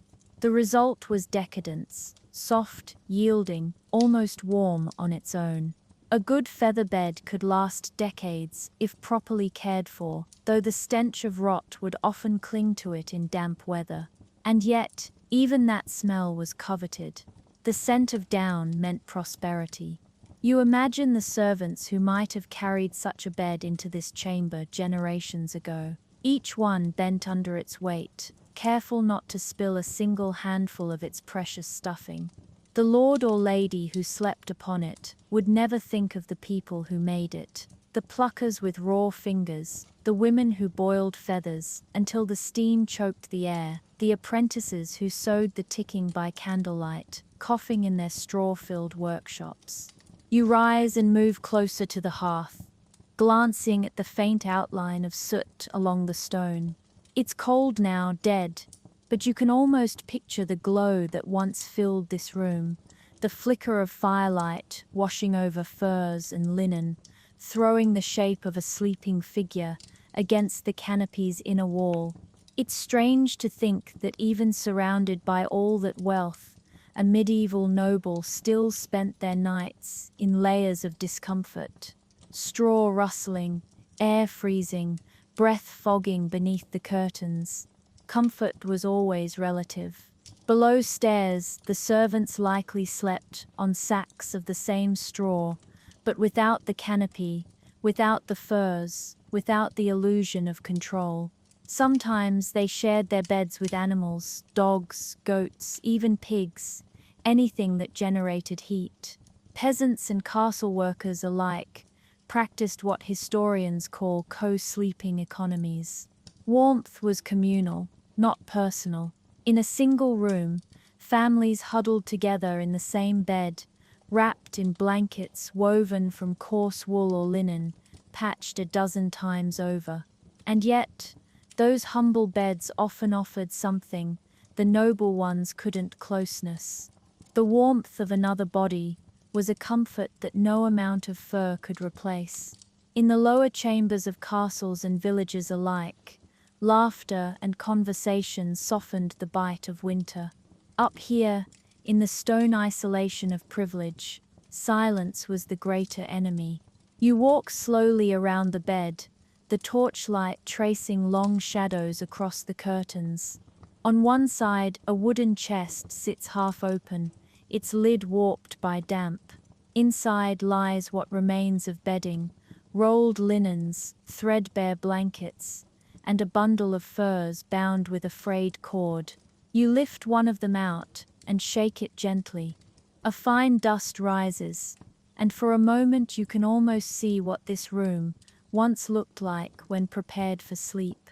The bed layered high, the air rich with the smell of wool, beeswax and smoke. You drape the fur over the mattress again, smoothing it absently with your hand. It's heavy, coarse, its underside roughened where the hide has dried and cracked. You imagine the weight of it pressing down through the night, pinning warmth close to the body, while frost crept along the canopy's edge. For all its beauty, the bed was both haven and trap. The same curtains that held in warmth also trapped odors, damp and air, so still it sometimes made breathing difficult. Servants were told to leave the curtains open during the day, to let the bed breathe, or else mildew would form between the layers of fabric and straw. In old inventories, you sometimes see the note rotted by damp, beside an otherwise priceless bed, a quiet reminder that even wealth decays if you give it time. You turn to the window. The shutter has iced over again, thin white veins spreading like cobwebs across the wood. Outside, the wind moans low and steady, its sound blending with the faint hum of the castle's stone. You're aware, suddenly, of how alone this room feels, not just in space, but in time. The warmth that once filled it has long since fled, and all that remains are traces, a hollowed bed, faded fabrics, dust and straw. Still, the silence isn't empty. There's a rhythm beneath it, soft and irregular. It takes you a moment to realize you're hearing something again, something coming from the wall near the bed's headboard. Not the faint draft this time, nor the distant whisper of wind. A sound more deliberate, more alive. It begins as a soft rustling, like straw shifting in the mattress. But the noise doesn't come from the bed. It comes from inside the wall itself. You cross the room slowly, pressing your free hand to the cold stone. The vibration is faint, but undeniable. A slow scrape, followed by a thud, then another pause. You lean closer, listening. It continues, rhythmic now, like something moving carefully just beyond the barrier. The thought of the hidden passage returns, the one behind the tapestry, the air that breathed through the walls. Could it run this far? Could something still be within it? The sound grows louder, closer. A pattern emerges. 3 short knocks. A pause, then one long drag against the stone. You step back, torch raised, eyes locked on the headboard. The noise stops. Silence floods the chamber again, but it's a silence that feels aware. You can almost sense eyes on you, though there's no one here. And then, from somewhere beyond the wall, a single word seeps through the stone, drawn out, cracked, more exhaled than spoken. Cold. The torch flares suddenly, its flame stretching high, hissing, as though the very air had gasped. You stumble backward, heart hammering, the light casting wild shadows across the bed curtains. The voice doesn't speak again, but the word lingers, pulsing faintly in your mind, like an echo from beneath the floor. You turn toward the door, meaning to leave, when a gust of air rushes from the tapestry, the secret passage exhaling once more. Only this time, it smells not of cold stone, but of smoke. The smell reaches you first, faint at first, then unmistakable. Smoke, but not the gentle sweetness of wood fire. This is older, earthier, edged with something oily, like the smell that clings to fabric long after a hearth has gone out. You turn slowly toward the tapestry. Its folds are still trembling slightly from the draft, and for a moment the illusion is perfect, as if someone on the other side had just passed by, brushing the fabric with a hand. You step closer, the air thickening with that dry, charred scent. Beneath it, another odor mingles, fur, sweat, and something faintly animal. You lift the tapestry aside. Cold air rushes out again, sharp and immediate. The narrow passage beyond breathes steadily, like lungs expanding and collapsing in the dark. You listen, nothing now but the slow drip of condensation somewhere deep in the wall. Still, you can't shake the feeling that whatever you heard before, that single hoarse word, cold, didn't just echo through stone. It came from somewhere near.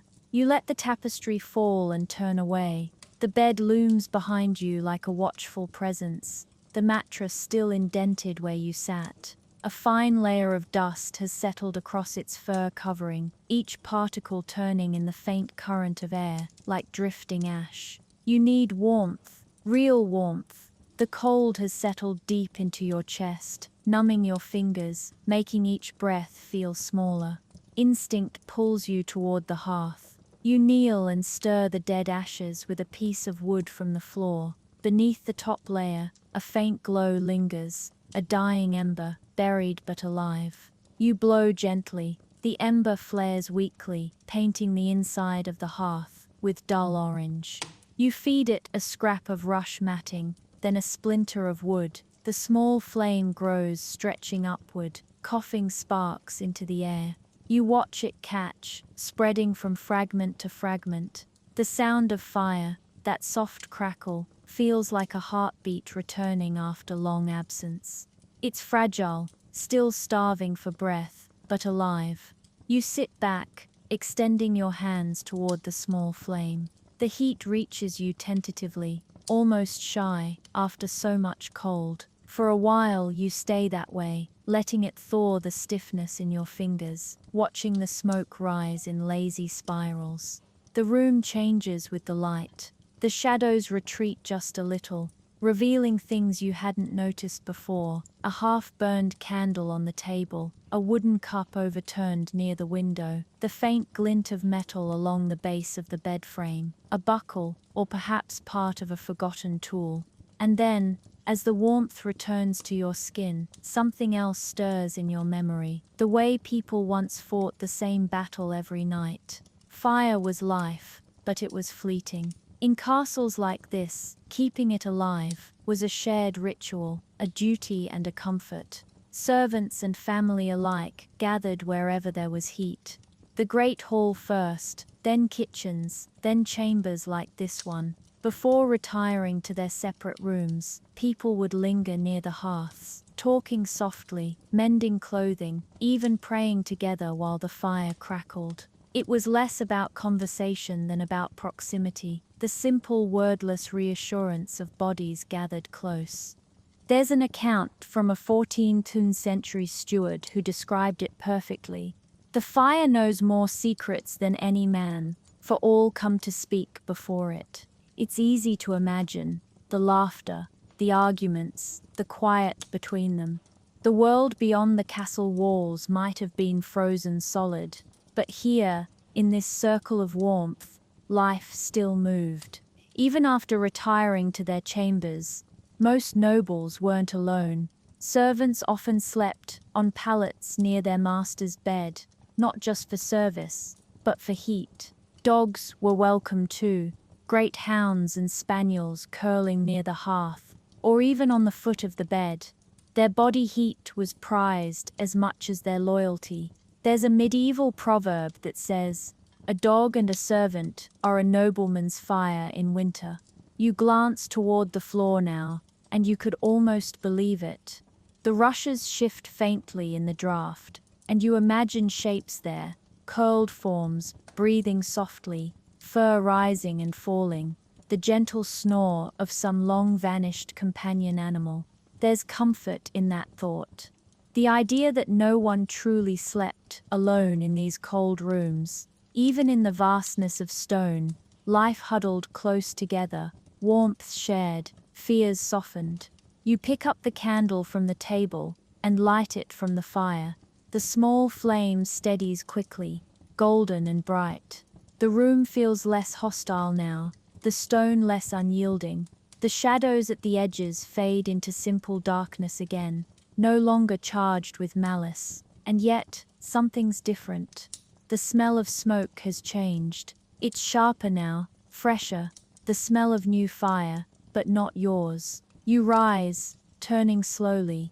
The air near the door is trembling, the faint shimmer of heat distortion visible against the torchlight. You take a cautious step forward, listening. There, faint but distinct, another crackle, followed by the low pop of burning wood, but not from your hearth. It's coming from the corridor outside. You move closer, the sound growing clearer with each step. The temperature rises too, no longer the numbing chill of the castle's breath, but a warmth alive and moving. The door stands half open, its iron latch gleaming in the firelight. A single thread of smoke curls through the crack, sliding into the room like a beckoning finger. You hesitate, every instinct says, don't open it. But curiosity has a gravity all its own, and it pulls stronger than fear. You set the candle down and push the door wider. The corridor beyond glows faintly orange, lit by something unseen around the corner. The air smells of sap and pitch, fresh wood fire, not the old, tired smoke of your hearth. You step out, careful not to let the door slam behind you. The corridor stretches long and narrow, its floor covered in shadow. The walls flicker with that same rhythmic light, firelight, but distant, moving. You follow it slowly, your boots whispering across the rushes, your own breathing loud in your ears. The warmth grows with every step. You pass the small chambers that line the hall, each door closed, each one silent. But from beneath a few of them, faint light seeps through, narrow slits of gold, steady as if from candles burning inside. Then you reach the bend. The air here is warm enough that frost melts along the wall, beads of water running like sweat. The smell of wood smoke is strong now, laced with the faint sweetness of cooked meat. And beneath it all, voices, low, muted, familiar in cadence, but distant, as though filtered through a dream. You edge closer, peering around the corner. The hall beyond widens into another great chamber, not the main hall you left earlier, but a smaller one, perhaps a servant's gathering place. At its center burns a great fire, bright and alive, its light filling the room with dancing gold, and around it sit figures, dozens of them. They're motionless at first glance, silhouettes wrapped in heavy cloaks, hoods drawn low. Some rest their hands toward the fire, others bow their heads as if in prayer. Their stillness feels unnatural, statuesque, yet the air around them ripples faintly with heat. You take one step forward, then another. The nearest figure shifts, just slightly, the movement slow, creaking, as if joints long unused. Remember motion for the first time in years. You stop. The warmth from the fire touches your face now, too intense for comfort. The figures don't look up, but one of them tilts its head, the hood sliding back enough to reveal a pale, hollow cheek. You open your mouth to speak, to ask something, anything, but the words die as another sound fills the room. A low, synchronized sigh. Every figure exhales at once, long and slow, their breath rising as a single plume of smoke that drifts upward and disappears into the rafters. The fire blazes brighter for an instant, roaring like a beast, fed fresh air. Then, without warning, it snaps silent, the flames vanishing, the warmth collapsing into cold, so sudden it steals your breath. The figures remain, and in the returning darkness, you hear it again, that same voice from before, not from one of them, from all of them, whispering, in perfect unison, "Stay." The word hangs in the air. Stay, not a plea, not a command. Something in between. The breath that carried it vanishes almost instantly, leaving the chamber in a silence so dense it feels alive. The air is sharp again, the fire gone without a trace, and in its place, a freezing emptiness rushes in from the corners of the room. You take a cautious step backward, torchlight trembling across the cloaked figures. They do not move, they do not breathe. The faint shimmer that once surrounded them has vanished, leaving only shadows where bodies had been. And then the rush of cold air passes through you, not around you, but through. It cuts deeper than wind, more like an exhalation pulled straight from the bones of the castle itself. The torch sputters, its flame bending violently. You turn instinct screaming to leave, to flee back to the safety of the bedchamber above. But the corridor behind you is darker now, the walls glistening with condensation that wasn't there before. Something in this place has awakened. You move quickly, but carefully, retracing your steps down the hall. The rushes beneath your boots are slick, the air heavy with that strange metallic tang of old fire and damp stone. You reach the narrow staircase and start to climb. The higher you go, the quieter everything becomes, until even your own breath feels intrusive. When you emerge once more into the Lord's bedchamber, it's as if nothing has changed. The faint fire you coaxed earlier still glows weakly in the hearth. The canopy bed waits in its shroud of shadow. The air is cold again, but calm. You close the door behind you and lean against it for a moment, collecting your thoughts. You can't help but glance toward the bed. After what you saw downstairs, or thought you saw, its presence feels heavier, almost sentient. But the human mind clings to routine, to small rituals that make the darkness less frightening. You walk to the hearth, stir the coals, and coax another small flame to life. The light warms the room just enough to reveal the forgotten traces of human presence. The candle on the table, the cloak draped carelessly across a chair, the wash basin frozen over near the window. You notice something else too, a folded bundle on a stool beside the bed. You hadn't seen it before, hidden in shadow. The fabric looks soft, pale, beneath a film of dust. You pick it up. The linen is cold and brittle, but you recognize the shape immediately, a nightshirt. It's enormous by modern standards, wide and long, designed to fall to the ankles, its sleeves billowing like sails. The collar ties closed with a narrow cord, and faint stitching along the edge marks it as hand-sewn, every thread slightly uneven. You hold it up to the light, and the fire's glow seeps through the weave, turning it translucent. You can almost see the ghost of the person who once wore it, tall perhaps, or broad-shouldered, but fragile in their humanity all the same. This was how people prepared for sleep in a castle like this. Layer by layer, as if dressing for a journey through the cold instead of rest. The idea of nightwear wasn't about luxury, it was armor against the air. You can almost picture it, a nobleman or lady standing by the fire, servants helping them undress, peeling away the heavy outer garments, woolen doublets, linen shifts, hose boots stiff from frost. Their breath fogs in the air as each layer falls away, until only the nightshirt remains, pure linen, bleached and soft, believed to cleanse the body as one slept. Linen was prized not just for comfort, but for symbolism. It was clean, honest, and close to the skin, a barrier between flesh and everything beyond it. It was said that linen carried the spirit of warmth, an idea half born from practicality and half from faith. The poor used wool instead, scratchy but enduring, while the truly destitute slept in whatever they wore by day. For the wealthy, modesty shaped even their solitude. It was considered indecent to sleep naked. The cold was only part of the reason. To be found unadorned in bed was a spiritual vulnerability, a sign of carelessness, even sin. The church taught that the devil found easy purchase in idle flesh.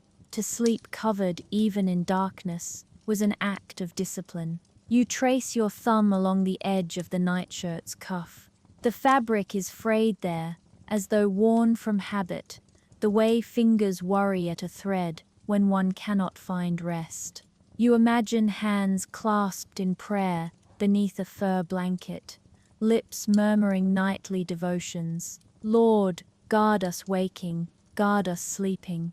The air in the chamber softens slightly as the fire strengthens.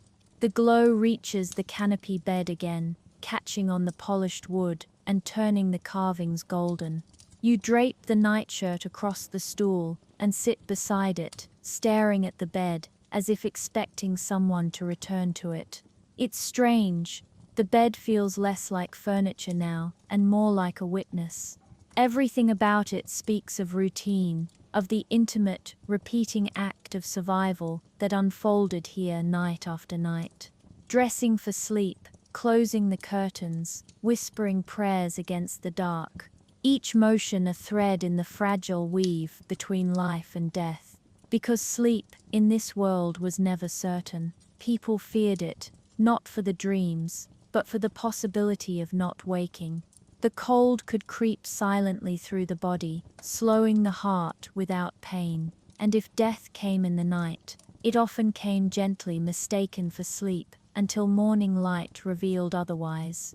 It's no wonder they prayed before every rest, or that their garments bore the same purity as a burial shroud. You stand again, drawn toward the bed by some quiet gravity. The curtains stir slightly in the draft from the window, brushing against the frame. You reach out and touch the fabric, not to move it this time, but to feel its weight. And that's when you see it. A faint imprint upon the linen pillow, not dust, not shadow, a depression, as if a head had only recently rested there. You freeze, staring at it, your breath catching. The rest of the bed is untouched, smooth and undisturbed, but that one hollow remains, shallow, precise, unmistakable. You look around quickly. The room is still empty. No footprints in the rushes. No sound but the quiet hum of the fire. And yet, that pillow, you step closer. The air near it feels colder than the rest of the room. You lean in, just close enough to see more clearly, and realize that the depression is deepening. Slowly, gradually, as though weight is pressing into it right before your eyes. You stagger backward, the torch shaking in your hand. The bed curtain shifts again, not from draft, but from movement inside. The fabric pulls inward slightly, then releases, like breath exhaled through woven cloth. The pillow sinks another inch. You can't look away. The air is so cold now that frost begins to creep along the edge of the bedpost, delicate white fingers spreading toward the canopy. The curtain nearest you twitches, a subtle ripple running down its length, and then the faintest indentation appears beside the first, as if another head has joined it. Your breath fogs in the dark. The silence tightens. From behind the curtain comes a faint rustle, unmistakable this time, the sound of linen shifting, of fabric brushing skin. You take one step backward, then another. The torchlight flickers wildly against the wall, and just before you reach the door, a voice, calm, soft, close, speaks from inside the bed. Not angry, not pleading, almost conversational. Why are you still awake? The voice freezes you where you stand, calm, almost gentle. It cuts through the air like a blade dipped in ice. For a heartbeat, your mind refuses to believe it, refuses to connect the sound with the empty air behind those curtains. You hold the torch high, its flame shivering, the shadows thrashing across the chamber walls. Silence. Then the faint sound of fabric shifting again, so soft you might mistake it for wind. The words echo inside your head. Why are you still awake? The question lingers there, patient and human, and that somehow makes it worse. You take a slow step backward toward the door. The torch crackles, wax drips down your fingers, hot against your skin. But the bed remains motionless now. The curtains still. The indentations in the pillow have stopped deepening. You force yourself to speak, though your throat is dry. Who's there? No answer. Only the faint creak of the canopy frame, wood adjusting in the cold. You wait another few seconds, 1, 2, 3, before turning toward the door. The rushes beneath your boots whisper faintly, brittle from frost. Your hand finds the iron latch, cold and slick, and you push the door open just enough to let the faintest draft through. It smells different now, heavier, tinged with something like scorched metal. Smoke, but not from firewood. You glance back at the hearth. The small flame you kindled earlier has gone out entirely, leaving only the faintest glow beneath the ashes. The cold surges in again. Your gaze lands on the brass pan by the fireplace. Its curved lid, etched with faint floral designs, darkened by soot. You'd noticed it earlier, but hadn't thought much of it. Now, it feels important, a relic, a story. You crouch to examine it more closely. The metal is smooth and dented, its long handle ending in a wooden grip, charred black at the tip.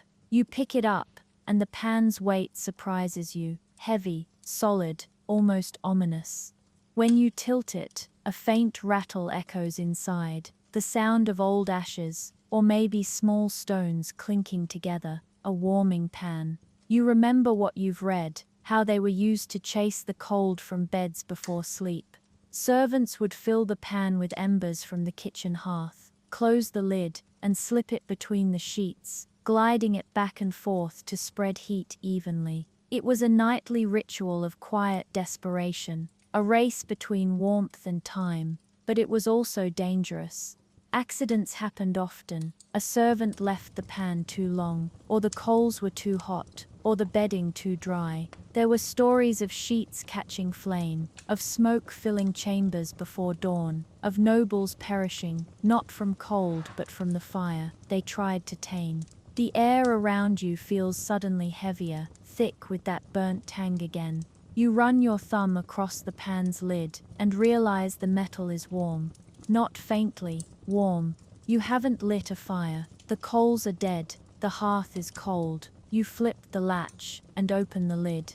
Inside lies a small bed of blackened ash, faintly pulsing red. Not a flame, not even an ember, just the ghost of one, smoldering stubbornly. The heat rising from it feels unnatural, steady, deliberate. You set the pan down slowly, your heart pounding, and for a long moment you simply watch it breathe. Every few seconds, a faint spark flickers in the ash, as if something unseen is exhaling upon it. In the silence, your thoughts begin to spiral. Who was the last person to hold this? Whose hands gripped the charred handle before the fire spread? Maybe the same person whose whisper still hangs in the air, the same presence that pressed its invisible weight into the pillow. The castle was full of ghosts long before it was ever empty. Not of spirits, but of habits. You can almost see the scene unfold in the fire's glow. A servant kneeling by the hearth, scooping hot embers into this same pan. A woman sitting nearby, wrapped in a robe, eyes half closed with exhaustion. She waits as her bed is warmed, knowing full well it will only stay that way for an hour. The servant moves the pan back and forth beneath the blankets, careful not to linger. The metal hisses softly against the linen. Then, with a nod, he withdraws, closes the lid and retreats, leaving the lady to slip into her private cocoon of temporary heat. a fragile comfort, a momentary illusion. You close the lid again, your reflection warped in the brass. For a heartbeat, you could swear another face flickers there beside your own, pale, expressionless, gone as quickly as it appears. The warmth under your hand fades instantly. The pan goes cold. You set it down and stand, the silence pressing hard against your ears. Somewhere outside, wind moans through the high battlements, long and hollow. The rushes rustle faintly at your feet, but the sound seems to come from more than just air. You turn toward the bed again, half expecting the curtain to move. It doesn't, but something else does. A faint light, not torchlight, something softer, more golden, glimmering faintly along the seam of the wall near the fireplace.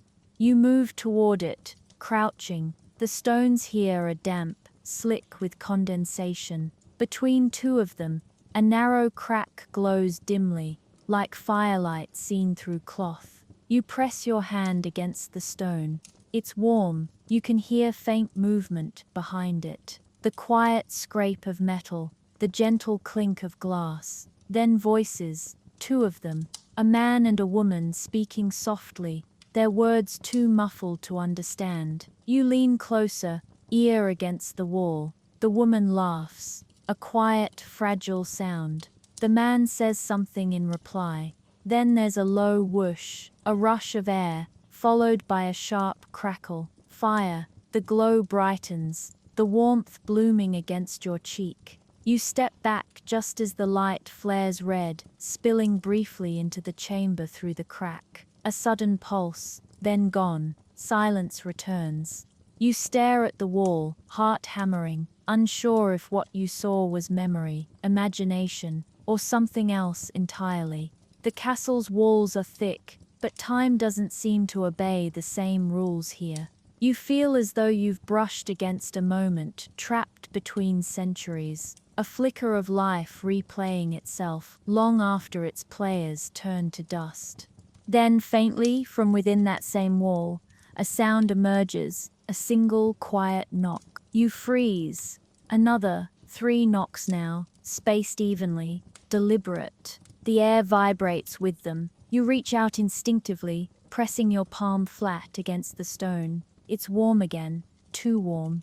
The kind of heat that feels alive, the kind that breathes. And then, as if in answer, the voice returns, the same calm tone from the bed, but closer now, echoing from the other side of the wall. We kept it warm for you. The warmth beneath your hand vanishes. The stone turns ice cold in an instant. You pull away with a gasp, stumbling backward. The fire in the hearth flares violently, roaring back to life on its own. Flames lick the air, crackling hungrily. The light fills the room, dazzling for a moment, and in that flash you see them. 2 figures sitting at the foot of the bed, their faces turned toward you, eyes black and glinting like polished coal. Then the fire explodes upward, and every light in the room goes out. When the light vanishes, so does sound. The silence that follows is suffocating. A silence so total it feels like the world has been swallowed. The torch slips from your grasp and lands somewhere in the darkness with a muffled thud, but you never hear it roll. Your breath comes sharp and fast. You try to orient yourself, to listen for anything that might anchor you in the black, but the castle's cold has grown deeper, predatory. It wraps around your limbs like water. The air feels thick, damp, too heavy to breathe. And then a sound, soft, rhythmic, not human. The faint scrape of claws on stone. You freeze. The sound repeats, closer now, a slow pacing, 4 distinct footfalls, deliberate and measured. Something moves just beyond the edge of your reach. You turn your head, but the dark remains complete. You can't see your hand in front of your face. Then, warmth. A sudden gentle heat pressing against your ankle. The weight of something alive. The faint brush of fur. For a moment, instinct betrays fear. The sensation is familiar, almost comforting. A dog. You can feel it now, its muzzle resting against your boot, its breath warm and shallow. It leans closer, the pressure solid and real. You reach down without thinking, fingers trembling, brushing against coarse hair. The texture is exactly as it should be, thick, oily, the smell faintly musky, edged with smoke. You whisper without sound. It's all right, it's just a dog. The presence doesn't move away. If anything, it presses closer, curling around your legs, its flank against your shin. The warmth radiates through the cold stone floor, seeping upward into your body. Your heartbeat slows. For the first time in what feels like hours, you breathe. The people of this castle would have known that comfort well. Dogs were more than companions. They were lifelines. In a world of draft and frost, they were the living fires that never went out. Medieval dogs slept everywhere, beneath tables, beside their masters, even under blankets. Records from the 14th century speak of noblewomen writing fondly of their lapdogs, warming the very feet of their soul. Peasants, too, treasured the company of their animals, great mastiffs, hounds and herding dogs, not just for their work, but for their heat. There's an old saying from the north, one dog keeps the frost from the door, two keep it from the heart. And it was true, a single animal's warmth could raise the temperature beneath the covers by several degrees. In cottages and keeps alike, families let their dogs curl near the bed, sharing body heat, in silence. Even knights on campaign would sleep with their hounds pressed against them under cloaks, a bond born of necessity more than sentiment. The breath against your boot deepens slightly, followed by the faint sound of claws scraping the floor, the creature shifting position. You feel its head rest again across your foot. The weight is steady, grounding. You whisper, "Good boy," without realizing it, your voice barely audible in the cold. The comfort lingers only a moment, because as you speak the words, the warmth changes. It doesn't fade exactly. It spreads up your calf, across your shin, higher than any animal's body could reach. The pressure of fur becomes heavier, denser. You feel the weight slide upward, until something presses against your knee, then your thigh. The breathing grows louder, now level with your chest. You take a step backward, but the movement meets resistance. Whatever it is, stays pressed against you, following perfectly. The warmth is too intense now, burning, almost searing through the layers of fabric. You reach forward, your fingers brushing what feels like a neck, then fur, then nothing. The shape dissolves. The warmth collapses inward, sucked from the room in an instant. Your skin prickles in its absence. You stagger back, chest heaving. The blackness before you ripples faintly, as if something invisible has shifted its weight. You whisper again, this time trembling. "Who's there?" A low growl answers, soft but unmistakable, vibrating through the air itself. It's not the bark of a living dog. It's deeper, hollow, the sound of something echoing through time. The rushes at your feet rustle. You can hear claws again, circling now, padding through unseen corners of the room. You remember something then, an old superstition. In medieval folklore, dogs were said to sense what humans could not. To hear death, to see spirits, to stand guard at thresholds between worlds. Monks wrote of the black shuck, the spectral hound that haunted castles and crossroads alike, appearing before storms or tragedy. Farmers in northern England used to say that when a dog growled at an empty wall, it wasn't madness, it was reverence. They were greeting the unseen. You whisper again, voice cracking, "Easy now, easy." The sound pauses. For a heartbeat, everything stills. Then something wet brushes your hand. A lick, quick, real. Your heart slams against your ribs. You lower your hand slowly, fingers grazing the air where warmth should be. The sensation comes again, firmer this time, a wet tongue against your knuckles, followed by the unmistakable pressure of a head leaning into your palm.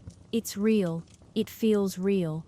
The weight shifts again, the unseen creature turning slightly, and then, for the briefest instant, a flash of light, no brighter than a spark, flickers near the hearth. In that flash, you see it, a dog, large, black, its fur thick and glistening, eyes reflecting the dying firelight, like pools of molten gold. It's beautiful and wrong, all at once, too still, too perfect, its outline fading at the edges, like smoke.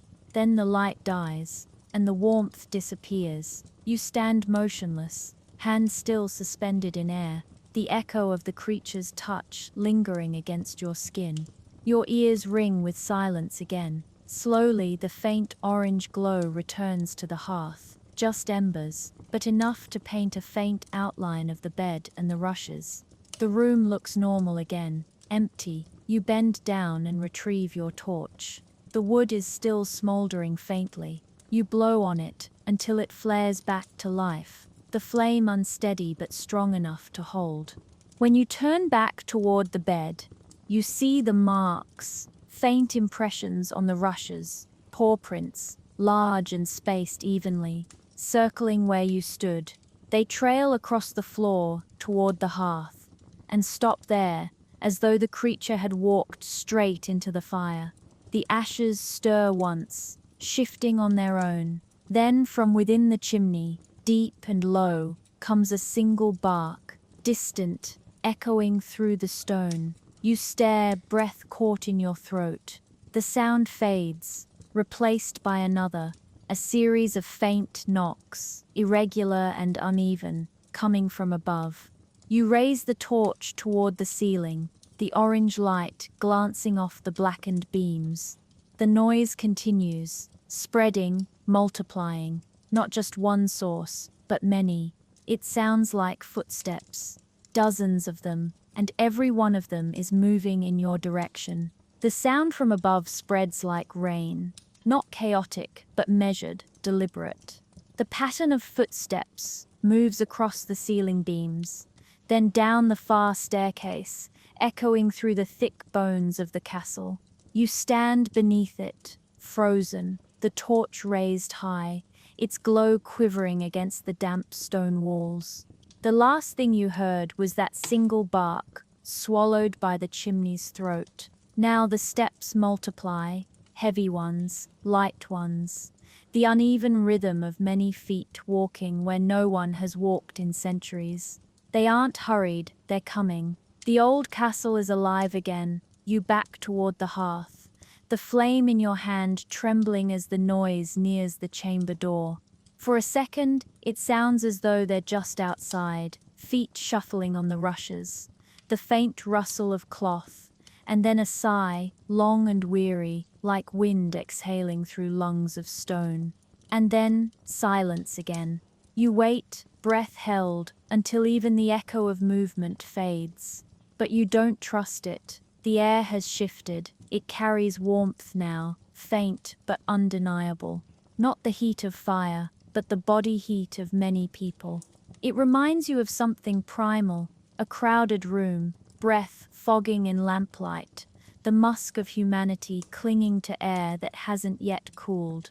It's that scent, sweat, wool, wood smoke, that draws your thoughts to those who lived furthest from this castle's heart. The ones who might have been spared the kind of cold that stalked these upper chambers. The peasants. You've been climbing toward privilege all night, moving from the frozen halls of nobility to their private beds of straw and fur. But outside these thick walls, beyond the moat and the gatehouse, life was different. Crude, yes. Poor, but perhaps, in some ways, warmer. You move toward the window, careful not to make noise. The frost that earlier veined the shutters has begun to melt, dripping down like clear tears. You unlatch one side and push it open. The wind rushes in, sharp as a knife, but it carries with it the faint scent of ash and livestock, the smell of life. Down below, across the moonlit snow, you see them, the shapes of the peasant cottages clustered near the outer wall. They look small and fragile compared to the looming keep, but even from here, you can tell they are alive.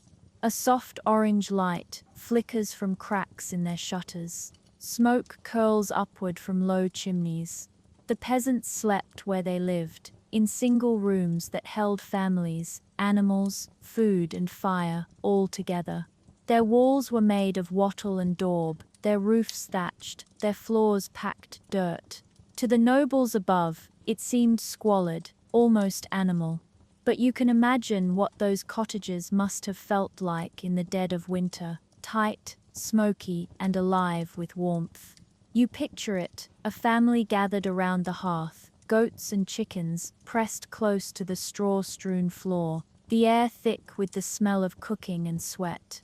The parents tuck children beneath wool blankets, while a dog curls beside the door. They cough, they laugh, they share the same stale air.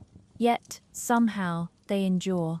The peasant's secret wasn't luxury, it was proximity.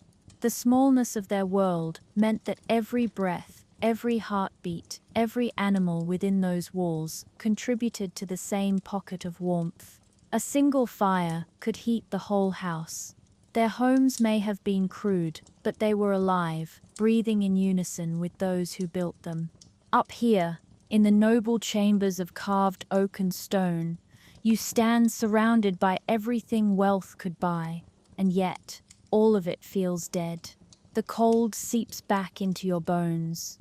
The warmth you felt moments ago evaporates, like a dream. You close the shutter again. The wind dies instantly. But so does the distant hum of life. The silence that remains feels emptier than before. For centuries, the rich envied the poor. That one thing, the simplicity of survival. There are letters from noblemen begging the church for permission to build smaller, lower rooms in their keeps, like those of the common folk, to hold heat better. Some even built cottages inside their castle walls, desperate for that closeness. But no stone fortress could mimic the warmth of bodies gathered in a shared struggle. You walk back toward the bed, the torch throwing tall, restless shadows along the walls. The paw prints you saw before have faded into the rushes, as if time has drawn them away. But you can still smell smoke, faint, acrid, hanging at the edge of memory. The footsteps above have stopped completely now, but you can feel the castle's weight pressing downward, as though everything that once lived here is still lingering, watching. You kneel again beside the bed, your hand brushing the rushes. They're cold now, brittle, yet beneath them you feel something strange, a patch of warmth, faint but persistent, seeping upward through the stone floor. You move the straw aside and see it, a narrow gap between two slabs, glowing faintly orange. Firelight. You lean closer. The heat rising through it smells of wood smoke and tallow, the kind of fire that burns in kitchens, not chambers. You can almost hear it too, the crackle of logs, the hiss of boiling water, the muffled clatter of iron pots. The life that sustained this castle didn't happen in its high rooms. It pulsed below, where servants and cooks worked through the night, tending fires that nobles never saw. The kitchens of a medieval keep were the true heart of survival, always burning, always awake. Bread rising in the heat, stews thickening slowly in blackened cauldrons, fat dripping from spits into the open flames. The smells alone must have wrapped around the workers like blankets. You imagine the servants gathered near the great hearth, huddled on benches or even the floor.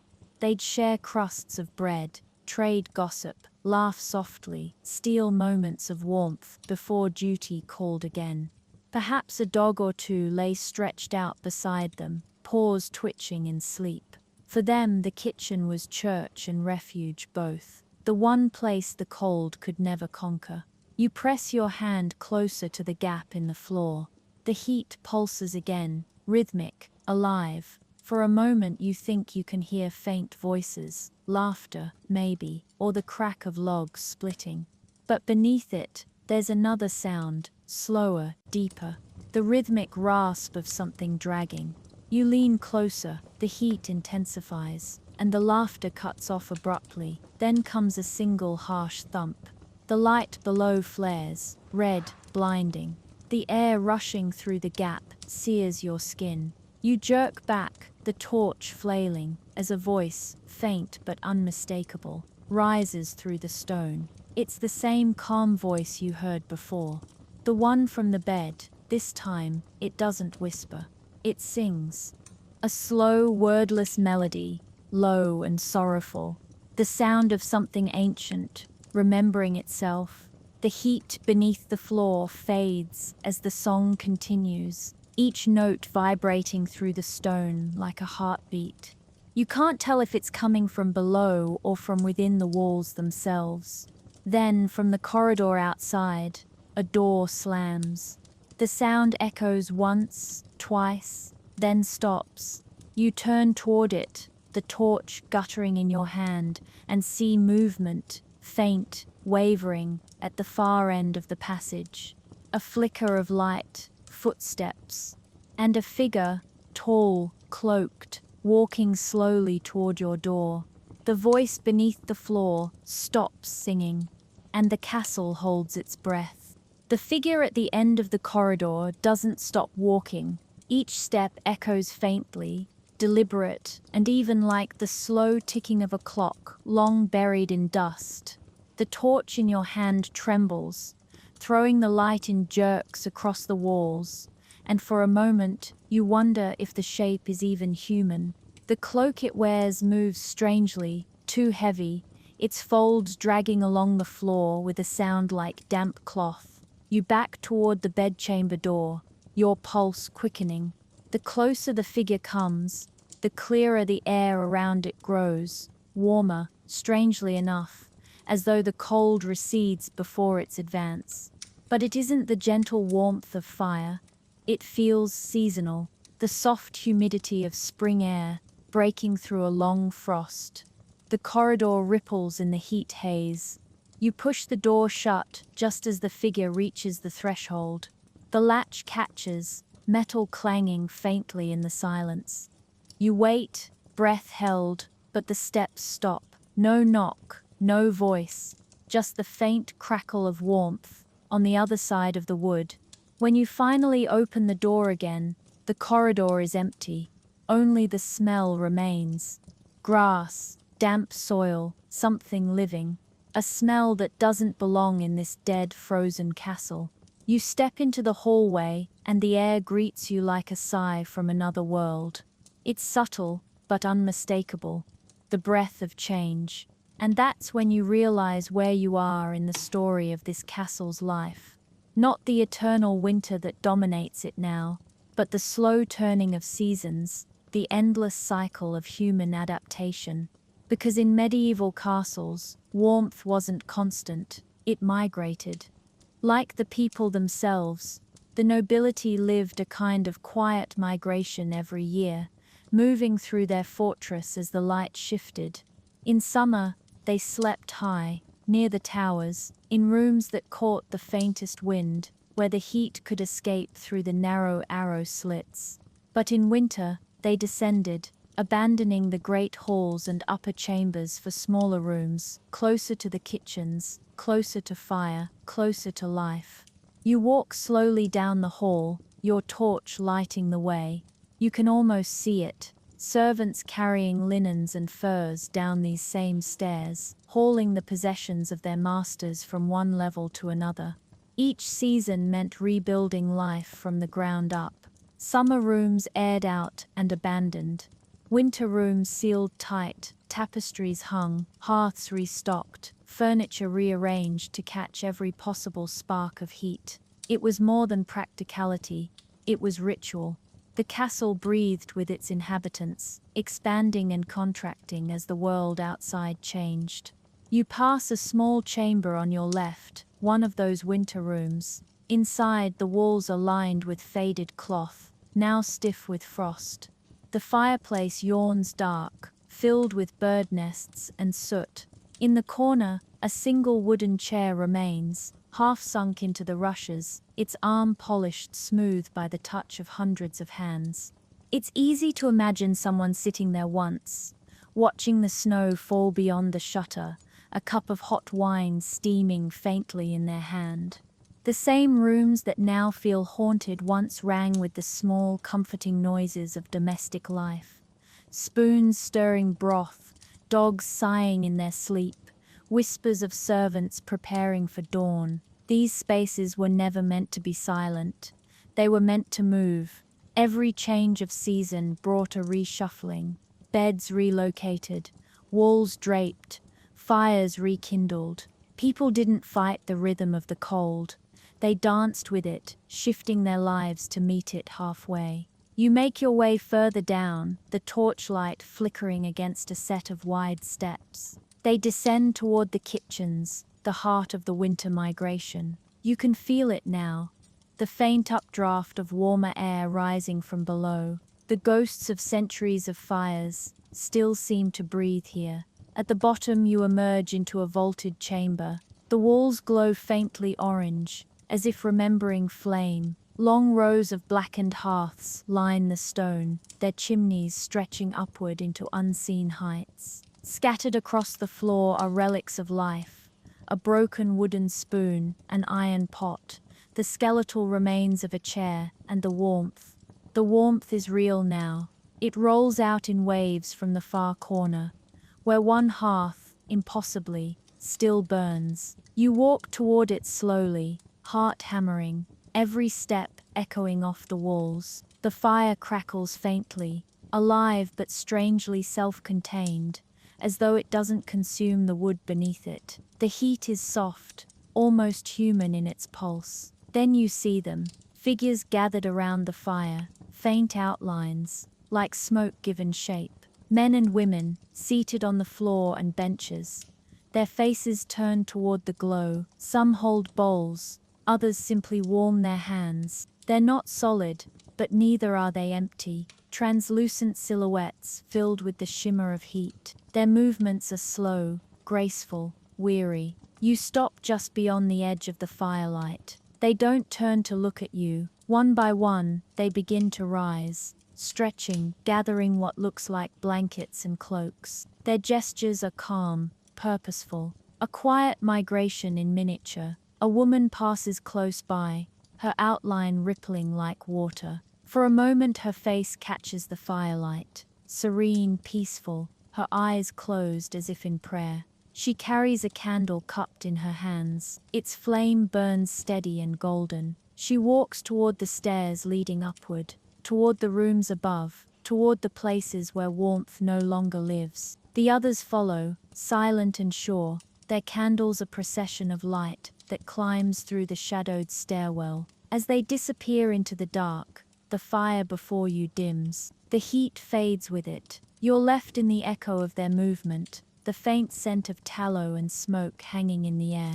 You understand it now. The castle isn't haunted by malice or sorrow. It's haunted by routine, the lingering echo of people who refuse to let the cold erase them. They moved together, generation after generation, following warmth wherever it fled. But the air is cooling again, fast. The embers pulse once, twice, then sink into ash. The darkness rushes back, reclaiming everything. And then, from the stairwell above, one light remains. A single candle flickers in the doorway. Here the woman from before stands there, watching you.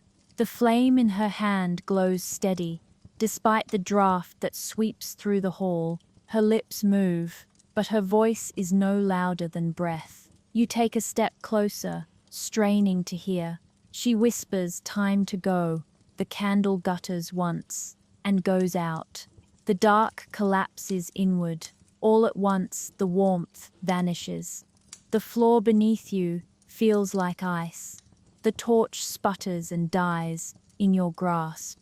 You reach out blindly, searching for the wall, but your fingers meet nothing. The air feels infinite. Then faintly, from somewhere far behind you, comes the slow, deliberate sound of footsteps. Not approaching this time, leaving. A door slams somewhere above, echoing through the empty corridors. And the castle is still again. You stand there in the black, surrounded by silence that feels eternal. The stories of the night linger, the bed that breathed warmth, the ghosts that shared their fire, the lives that migrated through stone and season. You realize you've been walking through their memory, and maybe that's all this place ever was. Not haunted, not cursed, just remembering itself. The torch in your hand finally goes cold. The air settles. Outside, faint and far away, the first hint of dawn begins to touch the horizon. And you understand at last that warmth isn't just fire or fur or the company of others. It's memory. It's the echo of life refusing to fade. You exhale once, slowly, and whisper to no one. Rest now. Somewhere deep within the walls, the castle seems to sigh, not in sorrow, but relief. If you've made it this far, you've walked through every shadow of this story, through stone and frost, through warmth and silence. If you'd like to keep exploring nights like this, quiet histories that breathe between candlelight and dream, subscribe to Candlelit History. Each week, we'll return to another forgotten place, another whisper of the past that still flickers in the dark. Now, close your eyes. The night is over, and the castle sleeps again.